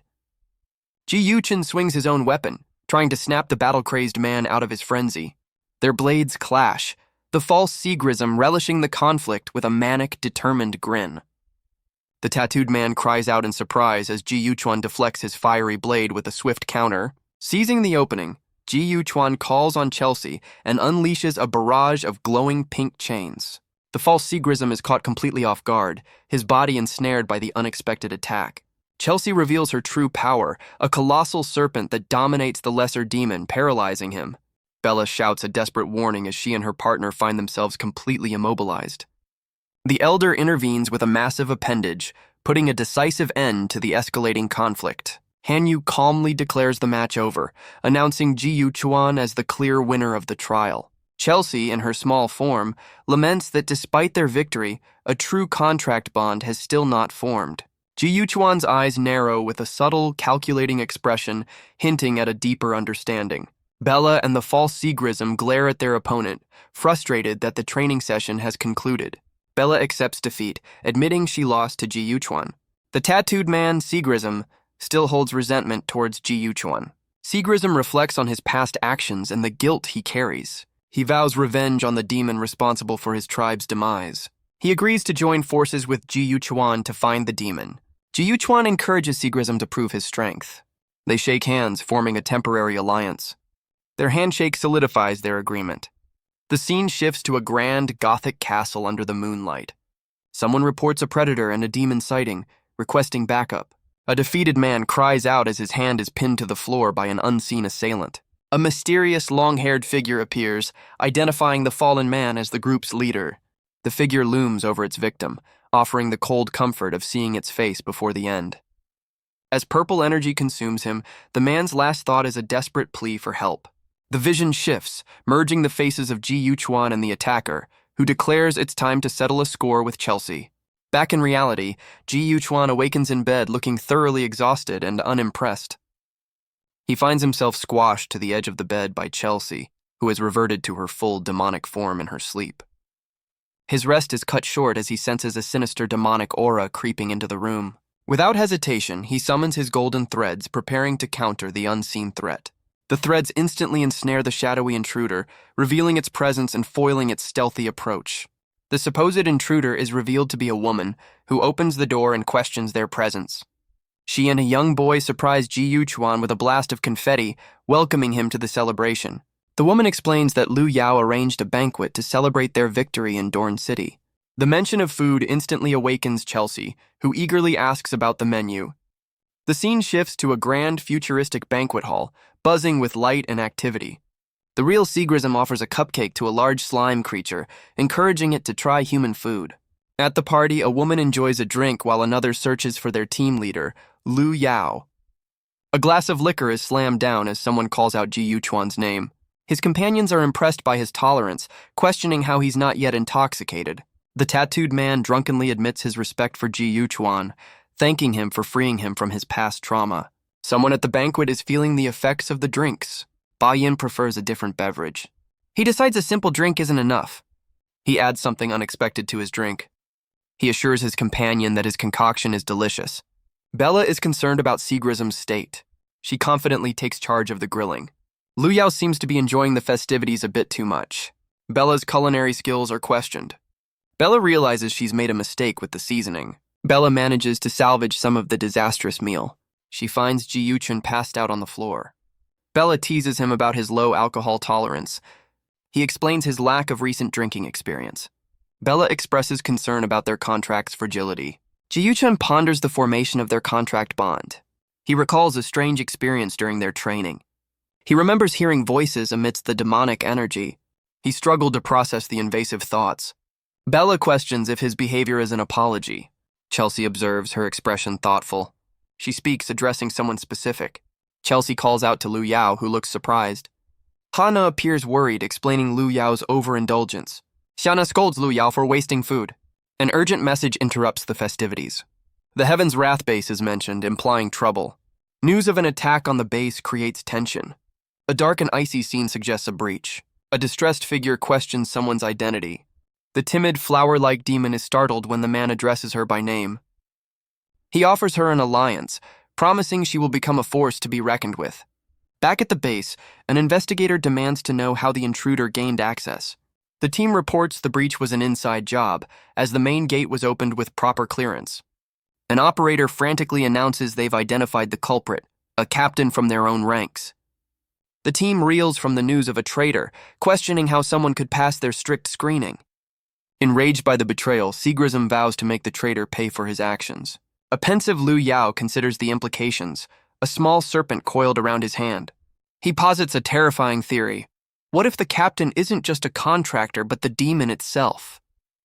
The team proceeds cautiously through the eerie demon incubation chambers, searching for the traitor. The team discovers the supposedly impenetrable incubation chambers have been breached. But Yin senses a familiar, dangerous aura, warning Ji Yuchuan of a powerful threat. The team discovers a disturbing scene, realizing the situation is worse than they thought. A bright, ominous portal suggests a deeper level of the facility has been accessed. Two investigators react with shock and confusion to the unfolding events. The team finds several high-ranking espers incapacitated, raising questions about the intruder's power. Xiana is determined to find the perpetrator of the horrific act. Yin and his companions spot Lu Yao entangled and seemingly in distress. Lu Yao is suspended, bound by strange energy, his expression showing strain. Lu Yao struggles against his restraints, his power weakening under the mysterious force. Yin desperately tries to stop his companion from rushing to Lu Yao's aid. Ignoring the warning, the man's haste springs another one of the intruder's hidden traps. He's immediately ensnared by the same purple tendrils, his own demon subdued by the strange energy. Xiana watches in horror, realizing the traps have now neutralized another one of their allies. The team concludes the intruder left behind potent snares designed specifically to subdue demons. Ji Yuchuan approaches a large skull on the floor, hoping to glean information from its residual mental energy. Perched on his shoulder, Chelsea senses a sinister power emanating from the skull and warns him to be careful. He confirms her suspicion, his focus fixed on the skull's ominous glowing eye. The skull suddenly shatters, releasing a volatile burst of purple energy into the chamber. As the skull is destroyed, the captured man cries out, the tendrils constricting around him even tighter. Bella shouts a warning as Sigrism collapses. Ji Yuchuan observes the scene, a small demon perched on his shoulder. A menacing figure appears, addressing the gathered group. The figure delivers a chilling message of impending doom. The Heaven's Wrath team reacts with shock and concern. Xiana and another team member discuss the alarming news. The figure adds a chilling caveat to their threat. Ji Yuchuan contemplates the new information, sensing a familiarity. He notes Chelsea's unusual seriousness, sensing the gravity of the situation. Xiana attempts to repeat the message, but is interrupted. The spectral messenger shatters as the chilling vision abruptly ends. Enraged, Xiana issues a citywide alert, authorizing lethal force to hunt down the attacker. Her team questions the extreme measures, wondering if activating the Heaven's Wrath protocol is overkill. She justifies the order, reminding them of the traps that nearly took down their strongest members. Ji Yuchuan interrupts, calmly suggesting there's another way to handle the situation. He proposes that Chelsea should go to the rendezvous, using herself as bait to draw out the enemy. Seagrism and his allies immediately protest, refusing to walk into what is clearly a trap. Xiaona concedes that the citywide attack is indeed a ploy to force them to surrender Chelsea. Ji Yuchuan listens to the heated debate in silence, his expression unreadable. A voice cuts through the argument, demanding an end to the discussion. Lu Yao makes a decisive declaration, taking control of the situation. He announces he and Chelsea will face the challenge head-on. The team reacts with surprise to Lu Yao's unexpected decision. Ji Yuchun calmly asserts his control over the situation. Seagrism and Bella refuse to let Ji Yuchuan face the danger alone. Xiana experiences a sudden, unsettling sensation. She urgently seeks Ji Yuchuan's whereabouts from Lu Yao.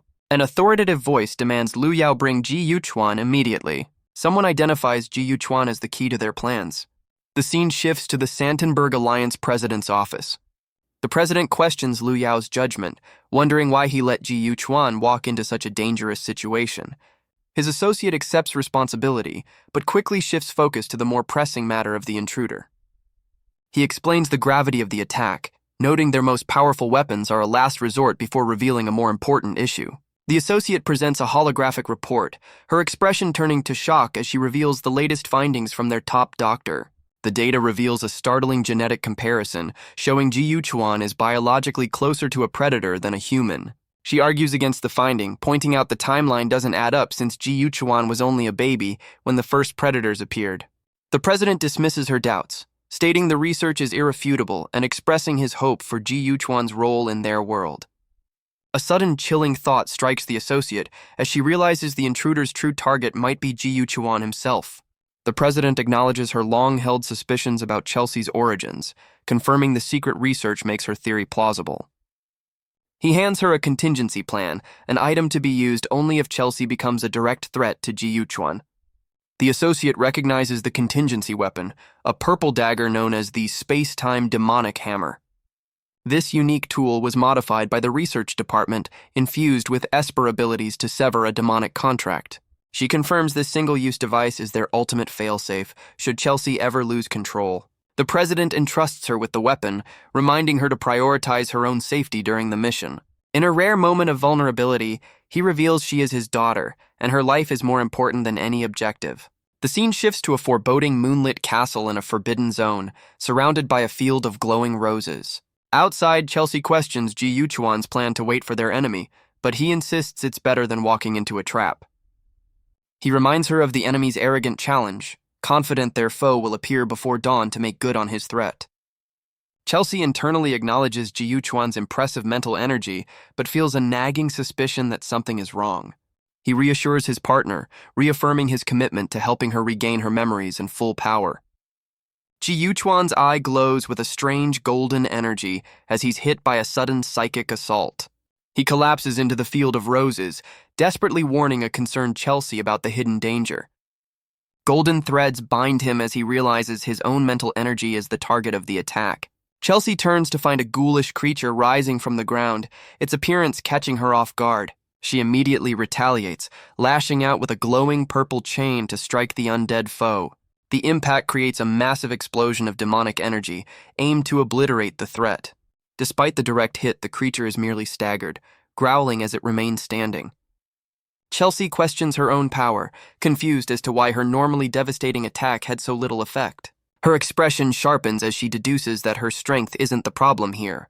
As more ghouls rise from the ground, Chelsea feels a flicker of fear, realizing the true nature of their predicament. The scene shifts to a foreboding castle, the epicenter of the psychic trap and the source of the golden threads. Inside, a long-haired man encourages a timid flower demon named Osha to embrace her destructive nature.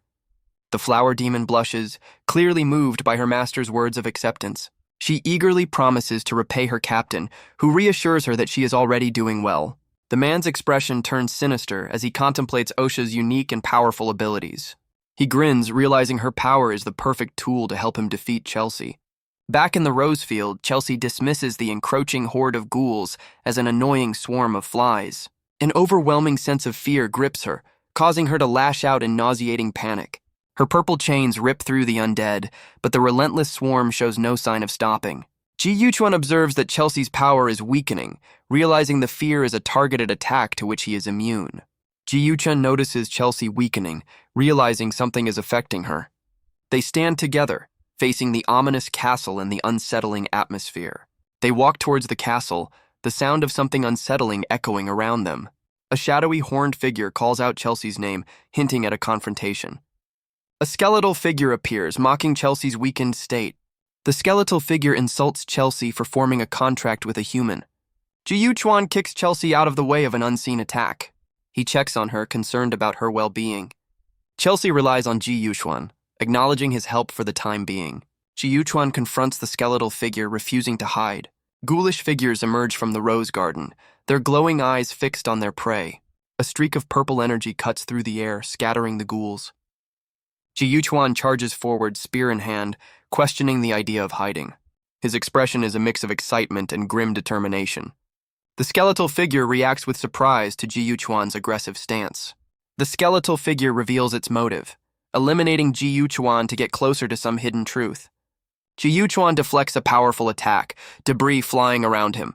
The ground cracks under the force of the deflected energy. A warning echoes through the air, urging Ji-Yuchun to be cautious. A golden web of energy shields Ji-Yuchun from incoming projectiles. Ji-Yuchun is caught off guard, realizing his speed has been mysteriously and drastically reduced. A disembodied voice mocks Chelsea's power, revealing a time-distorting ability is at play. A colossal spectral skull looms over Ji-Yuchun, demanding a direct confrontation with Chelsea. The massive skull crashes into the ground, sending a powerful shockwave through the area. The flower demon Osha stands amidst the rubble, receiving praise from her master for a job well done. The long-haired man smirks with satisfaction, confident that victory is within his grasp. His fangs glint as he eagerly anticipates Chelsea's reaction to the trap he has sprung. The Heaven's Wrath team arrives on the scene, their faces a mixture of shock and concern. They survey the ruined landscape, wondering if Ji-Yuchun and his demon are responsible for the chaos. Seagrism insists his rival is too strong to be defeated so easily, while his allies search anxiously for any sign of him. Shenna orders the team to spread out and search without delay. She directs specific team members to enter the castle from another side. Bayin and his companion find themselves in a strange, desolate dimension. The companion comments on the lack of other life forms in the area. A mysterious figure reveals they've been observing the pair for some time. The figure notes Chelsea's weakened powers and reflexes. The figure mocks Chelsea's current state. The figure reveals their identity, challenging Chelsea. The figure unleashes a powerful spectral attack. Bayin shields his companion from the incoming attack. A figure with a sinister air holds a banner high, challenging any human who dares oppose them. Another figure recognizes the markings on the banner, a look of realization dawning on their face. The challenger is revealed to be Mordak, the victory demon, his power radiating outwards.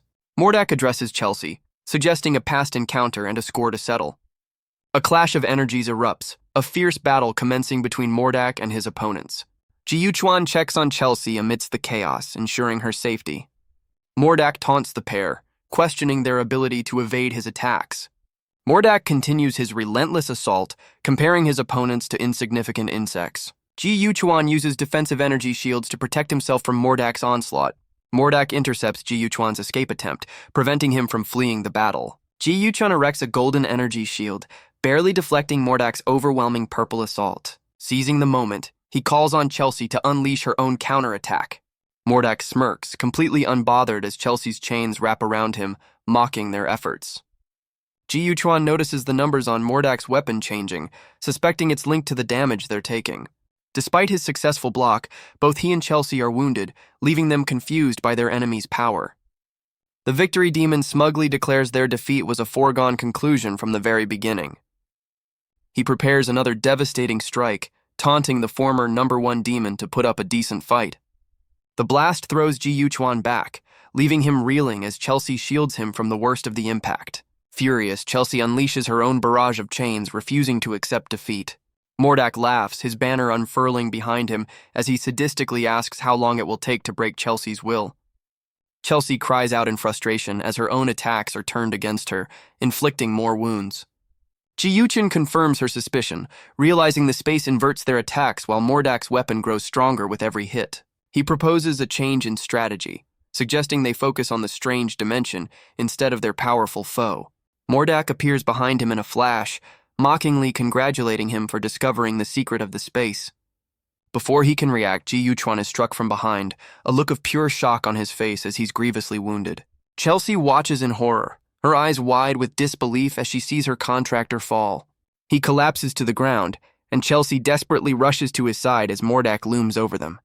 She holds him close, refusing to let him die and be left with a corpse for a familiar. As he holds her, a complex purple sigil suddenly ignites beneath them, bathing the pair in an ethereal glow. Mordak raises his banner, now marked with a higher number, and smugly declares that one final blow will end their struggle. Ji Yuchuan deflects a powerful blow, sending energy rippling outwards. Mordak senses a shift in power, realizing Chelsea's strength has returned. Chelsea stands tall, her demonic form radiating power and authority. Mordak is ensnared by glowing pink chains, his expression a mixture of surprise and annoyance. Mordak's weapon shatters, his attack thwarted in a single decisive moment. Chelsea holds the defeated Mordak, unimpressed by his attempted attack. Chelsea cradles the injured Ji Yuchuan, her concern evident. Chelsea questions Ji Yuchuan's unusual power, intrigued by its source. The skeletal figure is struck down, its attack failing. The Heaven's Wrath team arrives, assessing the aftermath of the battle. Ba Yin cries out in alarm as an unexpected attack shatters the ceiling above them. A powerful force crashes through the roof, sending debris flying and shaking the entire chamber. Shena immediately draws her bow, her enhanced vision spotting another shadowy enemy lurking in the distance. A massive dark blade slams down just outside their protective energy shield, narrowly missing the team. Seagrism, battered and disoriented, screams that he has already defeated their foe, Guzera. He clutches his weapon, his thoughts racing as he questions his own memory of the fight. His confidence shatters into panic as he insists he remembers killing the slaughter demon. He confronts his allies, demanding to know how their enemy is still standing, admitting he's no longer sure what's real. The rest of the team listens with grave concern, realizing the situation is far more complex than a simple fight. Ba Yin places a calming hand on Seagrism, urging him to focus and see through what is likely an enemy's illusion. Seagrism stammers, his face pale with sweat as he struggles to recount the traumatic events. He recalls arriving at the rose field with his demon, noting a strange, sweet, and foul scent hanging in the air. His confusion deepens as he tries to piece together the fragmented and disturbing memories. In his mind's eye, he remembers confronting a shadowy figure he identified as the slaughter demon. He thought he had his powers under control, but a deep-seated instinct urged him to back down from the fight. Overcoming his fear, he unleashed a furious, fiery attack against the perceived enemy. When the chaos subsided, he stood wounded and shocked, staring at the outcome of his actions. The memory reveals a horrifying sight, his own blade buried deep in the chest of his demon partner, Guzera. Lu Yao theorizes that Seagrism was trapped in an illusion, as the team found no evidence of the battle he described. Ba Yin reveals that while Guzera's signal was lost, it didn't vanish completely, giving Seagrism a sliver of hope. Shana splits the team, sending some to find Guzera while she and Ba Yin search for Ji Yuchuan.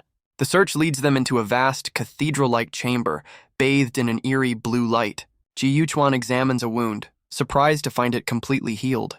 He's suddenly bound by glowing purple chains, clearly caught off guard. A powerful white-haired demon questions his actions, her tone demanding. She asserts her authority, unimpressed by his defiance. He struggles against his restraints, trying to answer her questions. She inquires about his unusual blood and its effect on demonic power. He claims ignorance, reminding her he's just as confused as she is. The demon reconsiders her strategy, realizing her initial plan may no longer be necessary. The demon considers draining Ji Yuchuan to regain her full power and memories. Ji Yuchuan confidently asserts she wouldn't harm him. The demon questions the extent of his trust in her. Ji Yuchuan clarifies his trust is in Chelsea, his comrade, not her former rank. The demon releases her hold on Ji Yuchuan, surprised by his words. The demon reacts with alarm as her power begins to fade. Ji Yuchuan observes the fading power, noting its temporary nature. The demon expresses frustration, demanding more of Ji Yuchuan's blood. A surge of energy flows between the demon and Ji Yuchuan. The energy exchange forms a contract bond between them. As dawn breaks, Ji Yuchuan realizes their enemy never intended to show up, leaving them trapped. Far away, the long-haired captain stumbles, reeling from a sudden backlash of energy. His flower demon, Osha, expresses concern, but he quickly dismisses her worries. He realizes Chelsea's power surge was real, making him question the information he received from his mysterious benefactor. Meanwhile, Jiana and Ba Yin cautiously navigate the vast slime-infested chamber. Ba Yin erects a protective barrier, deflecting globs of corrosive slime.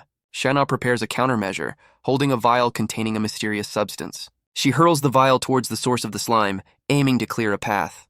The vial detonates, releasing a potent gas that dissolves the organic threat. As the smoke clears, a lone, ominous figure is revealed standing in the mist. Jiana shouts at Ba Yin, preparing him for the imminent confrontation. A powerful purple slash cuts through the air, aimed directly at them. Ba Yin cries out a warning, hastily erecting a blue energy shield to protect Jiana. The attack collides with the shield in a brilliant explosion of conflicting energies. Caught in the blast's aftermath, Jiana struggles to regain her composure. Ba Yin recognizes the immense psychic power, wondering if it belongs to the demon who attacked his allies. He suddenly realizes the familiar energy signature belongs to none other than Ji Yuchuan. As the smoke clears, Ji Yuchuan stands before them, casually acknowledging their arrival with his massive demon looming behind. He smirks, unfazed by their aggressive welcome and ready for a conversation. With a flick of his spear, he deflects their attack, wryly commenting on their overly enthusiastic greeting. Ji Yuchuan notes Ba Yin's surprising strength. Ba Yin comments on Ji Yuchuan's contract and demon control. Ji Yuchuan reveals the defeated Mordak was a clone. Jiana reacts to the news of the 9th-ranked demon's presence. Ji Yuchuan suspects Mordak has another motive. Jiana ponders the clone in the battle plan. Jiana realizes Santenberg is in danger. Jiana discovers she cannot access her Esper abilities. Ba Yin investigates a strange substance on the wall. Ba Yin theorizes they are inside a creature's stomach. Ba Yin scrambles across the creature's corrosive interior, trying to find an escape. He's suddenly ejected from the maw of Mordak's massive worm-like familiar. Ba Yin brushes himself off, annoyed that he was spat out simply for tasting bad. He realizes with horror that the entire castle is the creature's body, and his allies are still trapped. Ba Yin unleashes his own power, attempting to attack the colossal beast from the outside. He grits his teeth in frustration, knowing his corrosive abilities are useless unless someone attacks from within. Suddenly, the creature roars in agony as a barrage of purple chains erupts from its throat. Ba Yin looks on in shock, sensing a powerful attack originating from inside the beast. The creature convulses, spitting out Seagrism and his demon partner Guzera. Seagrism lands with a look of relief, praising his partner for successfully breaking them out. Seagrism emotionally tries to embrace his partner, but the stoic demon shoves him away in disgust. Jiana gives credit to the small demon, explaining his actions saved them from the illusion. The demon is confused, believing it was the Heaven's Wrath team who attacked from inside the beast.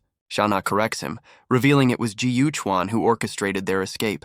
She explains how Ji Yuchuan exploited the creature's vulnerability, striking from within at the perfect moment. Seagrism laughs with renewed respect for his rival, while Bella tends to his disheveled state.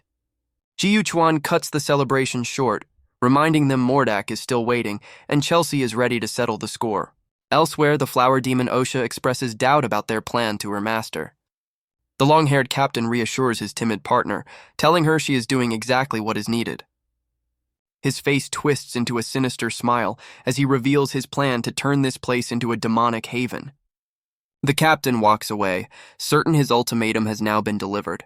He muses over the impossible choice he's given his enemies: sacrifice themselves or the innocent. The flower demon unleashes her army of pawns, sending them marching towards the city. Lookouts on the city walls spot the approaching horde and frantically call for reinforcements. Soldiers take their positions, their faces grim as they prepare to defend the city. A desperate crowd of infected citizens swarms the gates, demanding entry and safety. In Santenberg's conference center, the city's leaders convene for an emergency holographic meeting. The mayor of Rose City grumbles about the inconvenience, annoyed that he has to give up his captured demons. A cloaked mayor argues for activating the Heaven's Wrath protocol to contain the threat and save lives. Another mayor angrily dismisses the cloaked figure's opinion, revealing a deep-seated prejudice against non-humans. Mayor Catherine of Van Lye City objects, reminding the council of their debt to the people who helped rebuild society. The mayor of Rose City scoffs at the idea of using his city's funds to help, but another mayor urges unity. Mortimer, the cloaked mayor, silences the argument, stating that their infighting is useless against the demonic threat. All eyes turn to the president of the Santenberg Alliance, awaiting his final decision. The president declares they will not abandon the survivors, vowing to protect them at all costs. The greedy mayor questions their strength, doubting they can stand against a 9th-ranked victory demon. The president's associate calmly assures them that Dr. Lisa will handle the necessary countermeasures. The mayor of Rose City smirks from the screen, reluctantly agreeing but warning them that time is short. His grin turns sinister as he adds a chilling reminder not to keep the infected citizens waiting at the gates.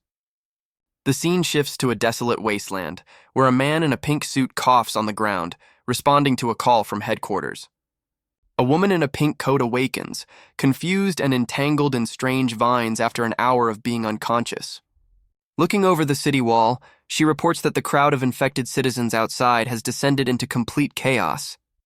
Suspecting mind control, she prepares to use her psychic abilities to uncover the source of the madness. Her eyes glow with power as her psychic probe reveals a horrifying truth about the crowd's condition. She discovers the citizens are puppets, their bodies and minds manipulated by sinister, thorny vines. Believing she can break the spell, she unleashes her own mental energy, hoping to free the victims. Her attempt is met with a vicious psychic backlash, overwhelming her defenses and causing her to cry out in agony. The long-haired captain catches the collapsing woman, realizing his demon's control is failing and he must act quickly. He unleashes a surge of dark energy, offering it as nourishment to bolster his flower demon's power. The flower demon Osha absorbs the dark offering, her power swelling to re-establish her hold over the horde. Osha cries out in agony as the psychic backlash ripples through her. Her pain echoes through the horde, causing the infected citizens to scream in unison. On the wall, soldiers react with alarm, reporting the sudden and bizarre turn of events. An officer realizes with horror that some citizens are now transforming into monstrous predators. In the command center, monitors show the situation escalating as the defense wall strains under the assault. A grim official orders his men to prepare for attack, despite his subordinate's plea for the innocent still in the crowd. The subordinate insists that breaching the wall means certain doom for everyone inside the city. A determined commander confirms they will fire on the chairman's command to prevent the wall from collapsing. A fleet of attack drones is mobilized, ready to unleash hell on the signal from headquarters. Watching from afar, the long-haired captain scoffs at humanity's predictable nature to sacrifice their own. The long-haired captain senses demonic power within human weapons. He plans to use this discovery to destroy humans and free sealed demons. His grand ambitions are interrupted by a sudden arrival. A familiar figure appears, ready to confront the captain. Mordak reveals himself, ready to settle the score. Outside Santenberg's walls, a family seeks refuge. A man approaches, claiming freedom lies within the walls. The man attacks the woman, revealing his violent nature. Another figure intervenes, stopping the assault. The Santenberg enforcement squad arrives, assuring the family's safety. Back in the command center, an officer reports that Lu Yao's squad has successfully rescued the civilians outside the wall. The commander receives the confirmation, his expression grim as he prepares to execute his orders. He commands all units to concentrate their firepower on the enemy codenamed Mordak and to support Lu Yao's team. The commander watches the skeletal demon, understanding that the city's fate rests on their ability to stop him. Outside the city walls, the battlefield is a chaotic landscape of thorny vines and billowing smoke. The long-haired captain smirks at his opponent, offering a chance to surrender and witness his glorious victory. Ji-Yuchun coolly replies, suggesting the captain is the one who truly misunderstands the situation. The captain's smug expression falters as Ji-Yuchun informs him that he is the one destined for defeat. With a determined roar, Ji-Yuchun launches himself forward, his weapon glowing with purple energy. The captain is suddenly ensnared by a thorny vine, calling out the name of his flower demon Osha. Ji-Yuchun dodges the massive thorny vines, refusing to be trapped by the captain's demon. He counters with a powerful thrust, unleashing a fiery explosion that incinerates the attacking vine. Lu Yao appears on the vines above, remarking on the captain's cruelty and confirming he came prepared for this. He challenges the captain, questioning how long he can maintain control over the frenzied horde of infected citizens. The demonic influence spreads as shadowy vines snake their way through the outer residential district. Bayin's companion grows frustrated with the chaos, annoyed that controlled humans are mixed in with the predators. The Heaven's Wrath team erects a barrier, focusing on protecting the controlled civilians while trying to minimize harm.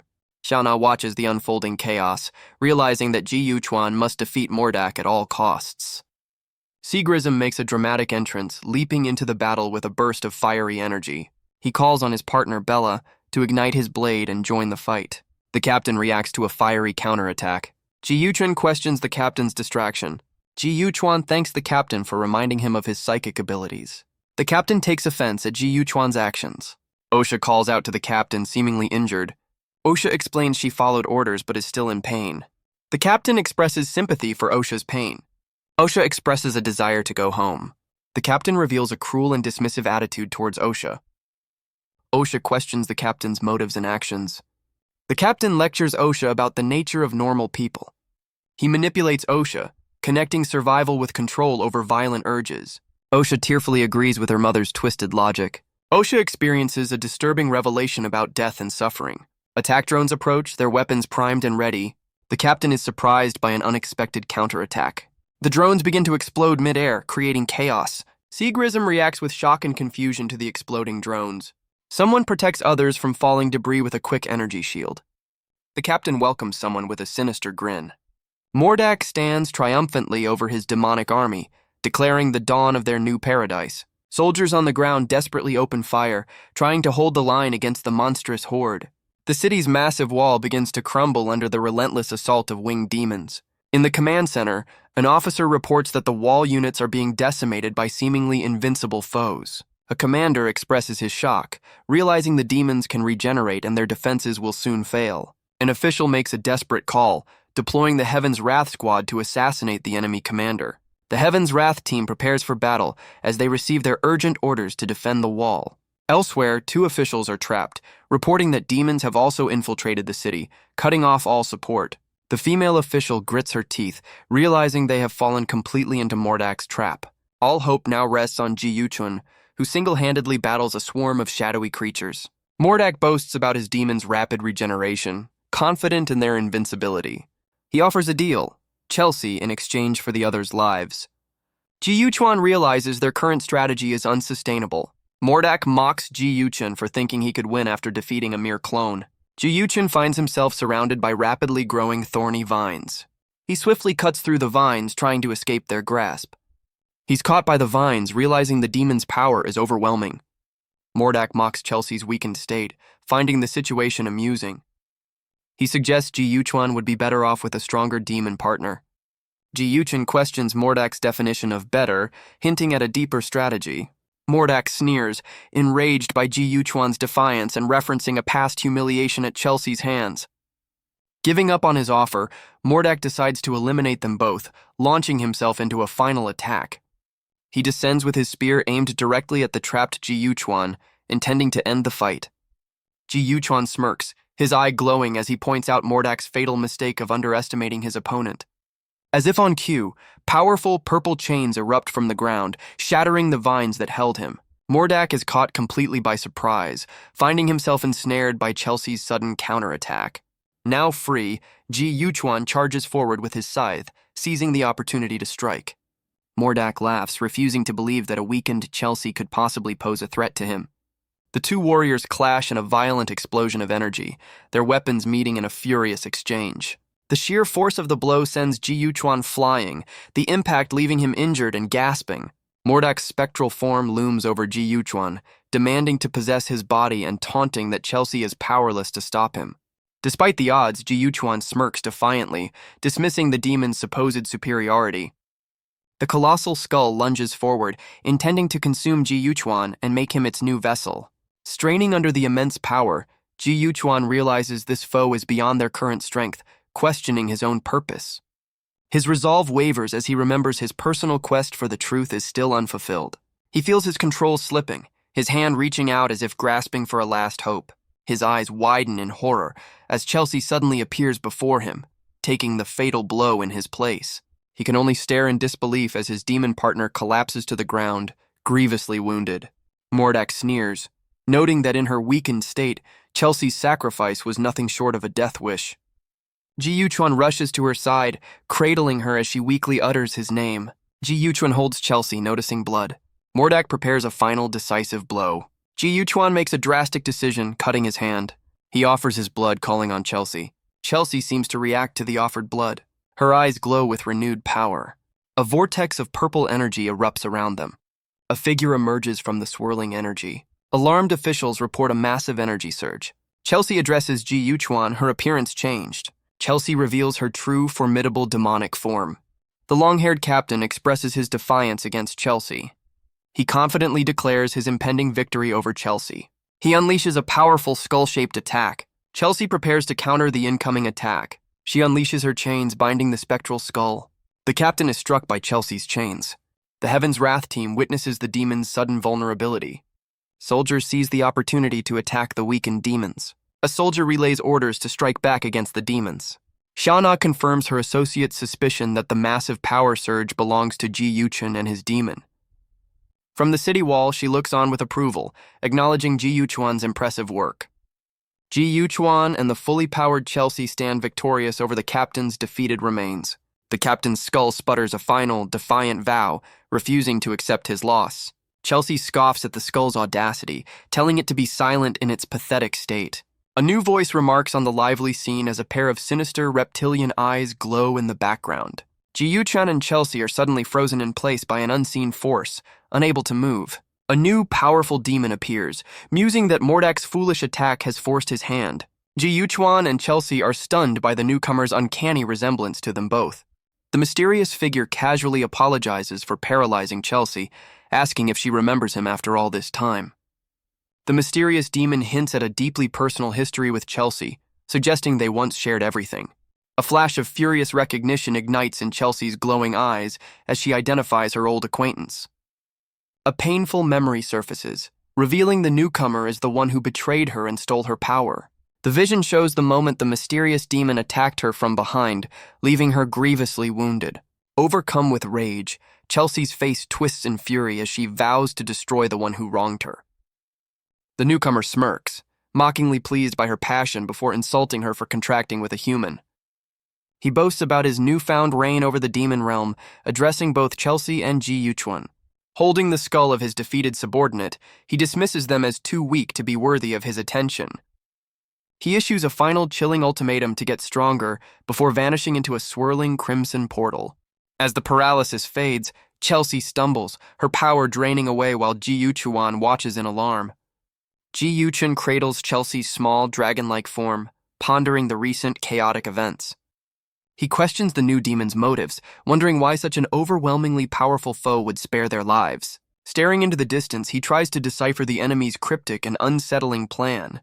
He notices the city's defenses are active again, concluding that Lu Yao and the others successfully held the line. Back in the city, emergency crews tend to the wounded, cleaning up the aftermath of the demonic assault. Amidst the rubble, survivors are given aid, a small moment of humanity after the chaos.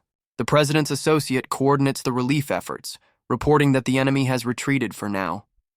Ji Yuchuan prepares to use his psychic ability to free the remaining civilians from the enemy's mental manipulation. His expression shifts to one of shock as he realizes something is terribly wrong. He discovers with alarm that his Dreamweaver ability is completely unresponsive. The scene shifts to the bustling Santenberg city, now safe in the light of day. Back at headquarters, a team member lets out a cry of pure exhaustion. The Heaven's Wrath squad collapses in a lounge, utterly spent after their harrowing battle. The president's associate acknowledges the crisis is over, but the cleanup has only just begun. A teammate expresses surprise at Ji Yuchuan's early return, expecting him to be assisting other espers.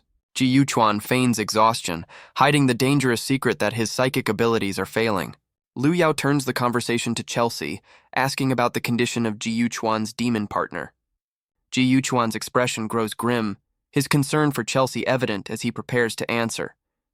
Suddenly, Chelsea awakens in his arms, her voice urgently calling his name as she glows with fading power. She reveals she can't hold on much longer and must transfer her memories to him before it's too late. Ji Yuchun's expression is grim as he prepares to receive Chelsea's memories. His eyes flash with purple light, signaling the start of the intense memory transfer. He's plunged into a vision of a younger, battle-worn Chelsea celebrating a hard-won victory. A powerful, long-haired demon praises her for defeating 5 ranked demons and ascending to the 6th rank. He rewards her with her favorite canned meat, and she eagerly promises to become number 1 for her big brother. Chelsea confirms this demon is her brother and the very one who betrayed her, causing her to lose her top rank. The memory reveals her brother's name, Anspach, his expression now cold and calculating. Ji Yuchuan questions Anspach's motives, but Chelsea's fragmented memories offer no answers. She warns him that he'll be on his own for a while, as Anspach is a threat beyond anything they've ever faced. Ji Yuchuan kneels, gently holding her fading form and telling her to rest as she disappears into particles of light. Ji Yuchuan solemnly informs his team that Chelsea has fallen into a deep, powerless sleep. Seagrism reacts with disbelief, shocked that even a demon as powerful as Chelsea was defeated, but Jia Na reminds him of their formidable foe. He announces his plan to travel to Rose City alone, believing he can find a way to help Chelsea recover. Seagrism argues against the solo mission, but his small demon partner reminds him of the dangers of moving as a large group. Xiaona agrees, pointing out that Santenberg's forces are stretched thin and they can't risk sending more top agents. Ji Yuchuan feigns confidence, casually reminding them he defeated Mordak and can handle himself. The president's associate reluctantly agrees, though she remains suspicious of his sudden desire to work alone. The scene shifts to the chairman's office, where the associate has just finished briefing her father on the situation. She questions the wisdom of letting their most valuable asset go alone, but the president makes the final call to let him proceed. He reassures his daughter that Ji Yuchuan won't be entirely without backup, tasking her with choosing a reliable escort to shadow him. The president dismisses his associate, anticipating a busy period ahead. The associate leaves, a mysterious figure watching from the shadows. The figure confronts the associate, questioning her serious demeanor. The associate reveals Ji Yuchuan's actions are proceeding as planned. The associate questions Anspash about breaking their agreement. The associate highlights the value of sacrifices for a greater plan. Anspash offers a reward, silencing the associate's complaints. Anspash dismisses the associate, anticipating the next stage. The scene shifts to Rose City, shrouded in darkness. Ji Yuchuan senses he's being followed in Rose City. Ji Yuchuan walks the desolate streets of Rose City, deep in thought. He realizes he's vulnerable, with no way to identify his pursuer and his own powers failing. Sensing the figure behind him, a grim expression crosses his face as he anticipates trouble. The mysterious follower waves with a cheerful greeting, catching Ji Yuchuan completely off guard. Ji Yuchuan turns to confront his pursuer, his posture tense and ready for a fight. The figure reveals himself to be his teammate, Ba Yin, who greets him with a wide, friendly smile. Ji Yuchuan questions his presence, but Ba Yin explains he was sent by their concerned captain. As Ba Yin catches his breath, Ji Yuchuan suspects Xia Na sent him as a spy, not just a bodyguard. He reluctantly allows Ba Yin to join him, warning his teammate not to be a burden. Ji Yuchuan internally weighs the pros and cons, acknowledging Ba Yin's help but wary of his superior mental energy. Ba Yin marvels at a strange culinary concoction. He savors the aroma of the unusual dish. He offers some to Ji Yuchuan, who is less than impressed. Ba Yin presses Ji Yuchuan for his plan, oblivious to the brewing annoyance. Ji Yuchuan suggests a starting point, his patience wearing thin. He silences Ba Yin, demonstrating his displeasure. Ji Yuchuan's focus shifts to something unseen. He observes a disturbing scene unfold. They encounter unexpected hostiles in Rose City. Ji Yuchuan intervenes, protecting Ba Yin from an unseen threat. Ji Yuchuan smirks, deciding it's time to see what his teammate is really made of. Ba Yin panics as two bizarre, starfish-faced creatures lunge directly at him. Stealing his nerves, Ba Yin prepares to defend himself against the sudden assault. He surprisingly dodges and counters, pushing back one of the monstrous attackers. Ba Yin continues to evade, twisting away from a creature's lashing tongue. He lands a solid palm strike, proving he has some basic fighting skills. Ji Yuchuan observes from a distance, unimpressed by his teammate's rudimentary combat style. One of the creatures charges a potent sphere of blue energy within its gaping maw. The monster unleashes the energy blast, aiming to obliterate the unprepared Ba Yin. Just as the attack is about to hit, an unseen hand grabs Ba Yin's arm, yanking him to safety. Ji Yuchuan swiftly intercepts the attack, protecting Ba Yin. The monster is thrown back, crashing into the wall. Ji Yuchuan observes the situation, seemingly amused. He prepares to test Ba Yin's abilities further. Ba Yin surveys the aftermath of the attack, surprised. Ji Yuchuan questions Ba Yin's combat experience. Ba Yin admits his lack of offensive skills. Ba Yin examines the fallen monster, noticing its uniform. He identifies the monster's unit number. He decides to report his findings to headquarters. Ba Yin recalls a mysterious experiment connected to his father. He suggests a location that might hold answers, urging Ji Yuchuan to follow. The pair arrive at a seemingly abandoned toy store named Jellycat Market. Elsewhere, a figure uses their powers, affecting another person across a table. Holding a demonic card, the figure greets someone they've been waiting for.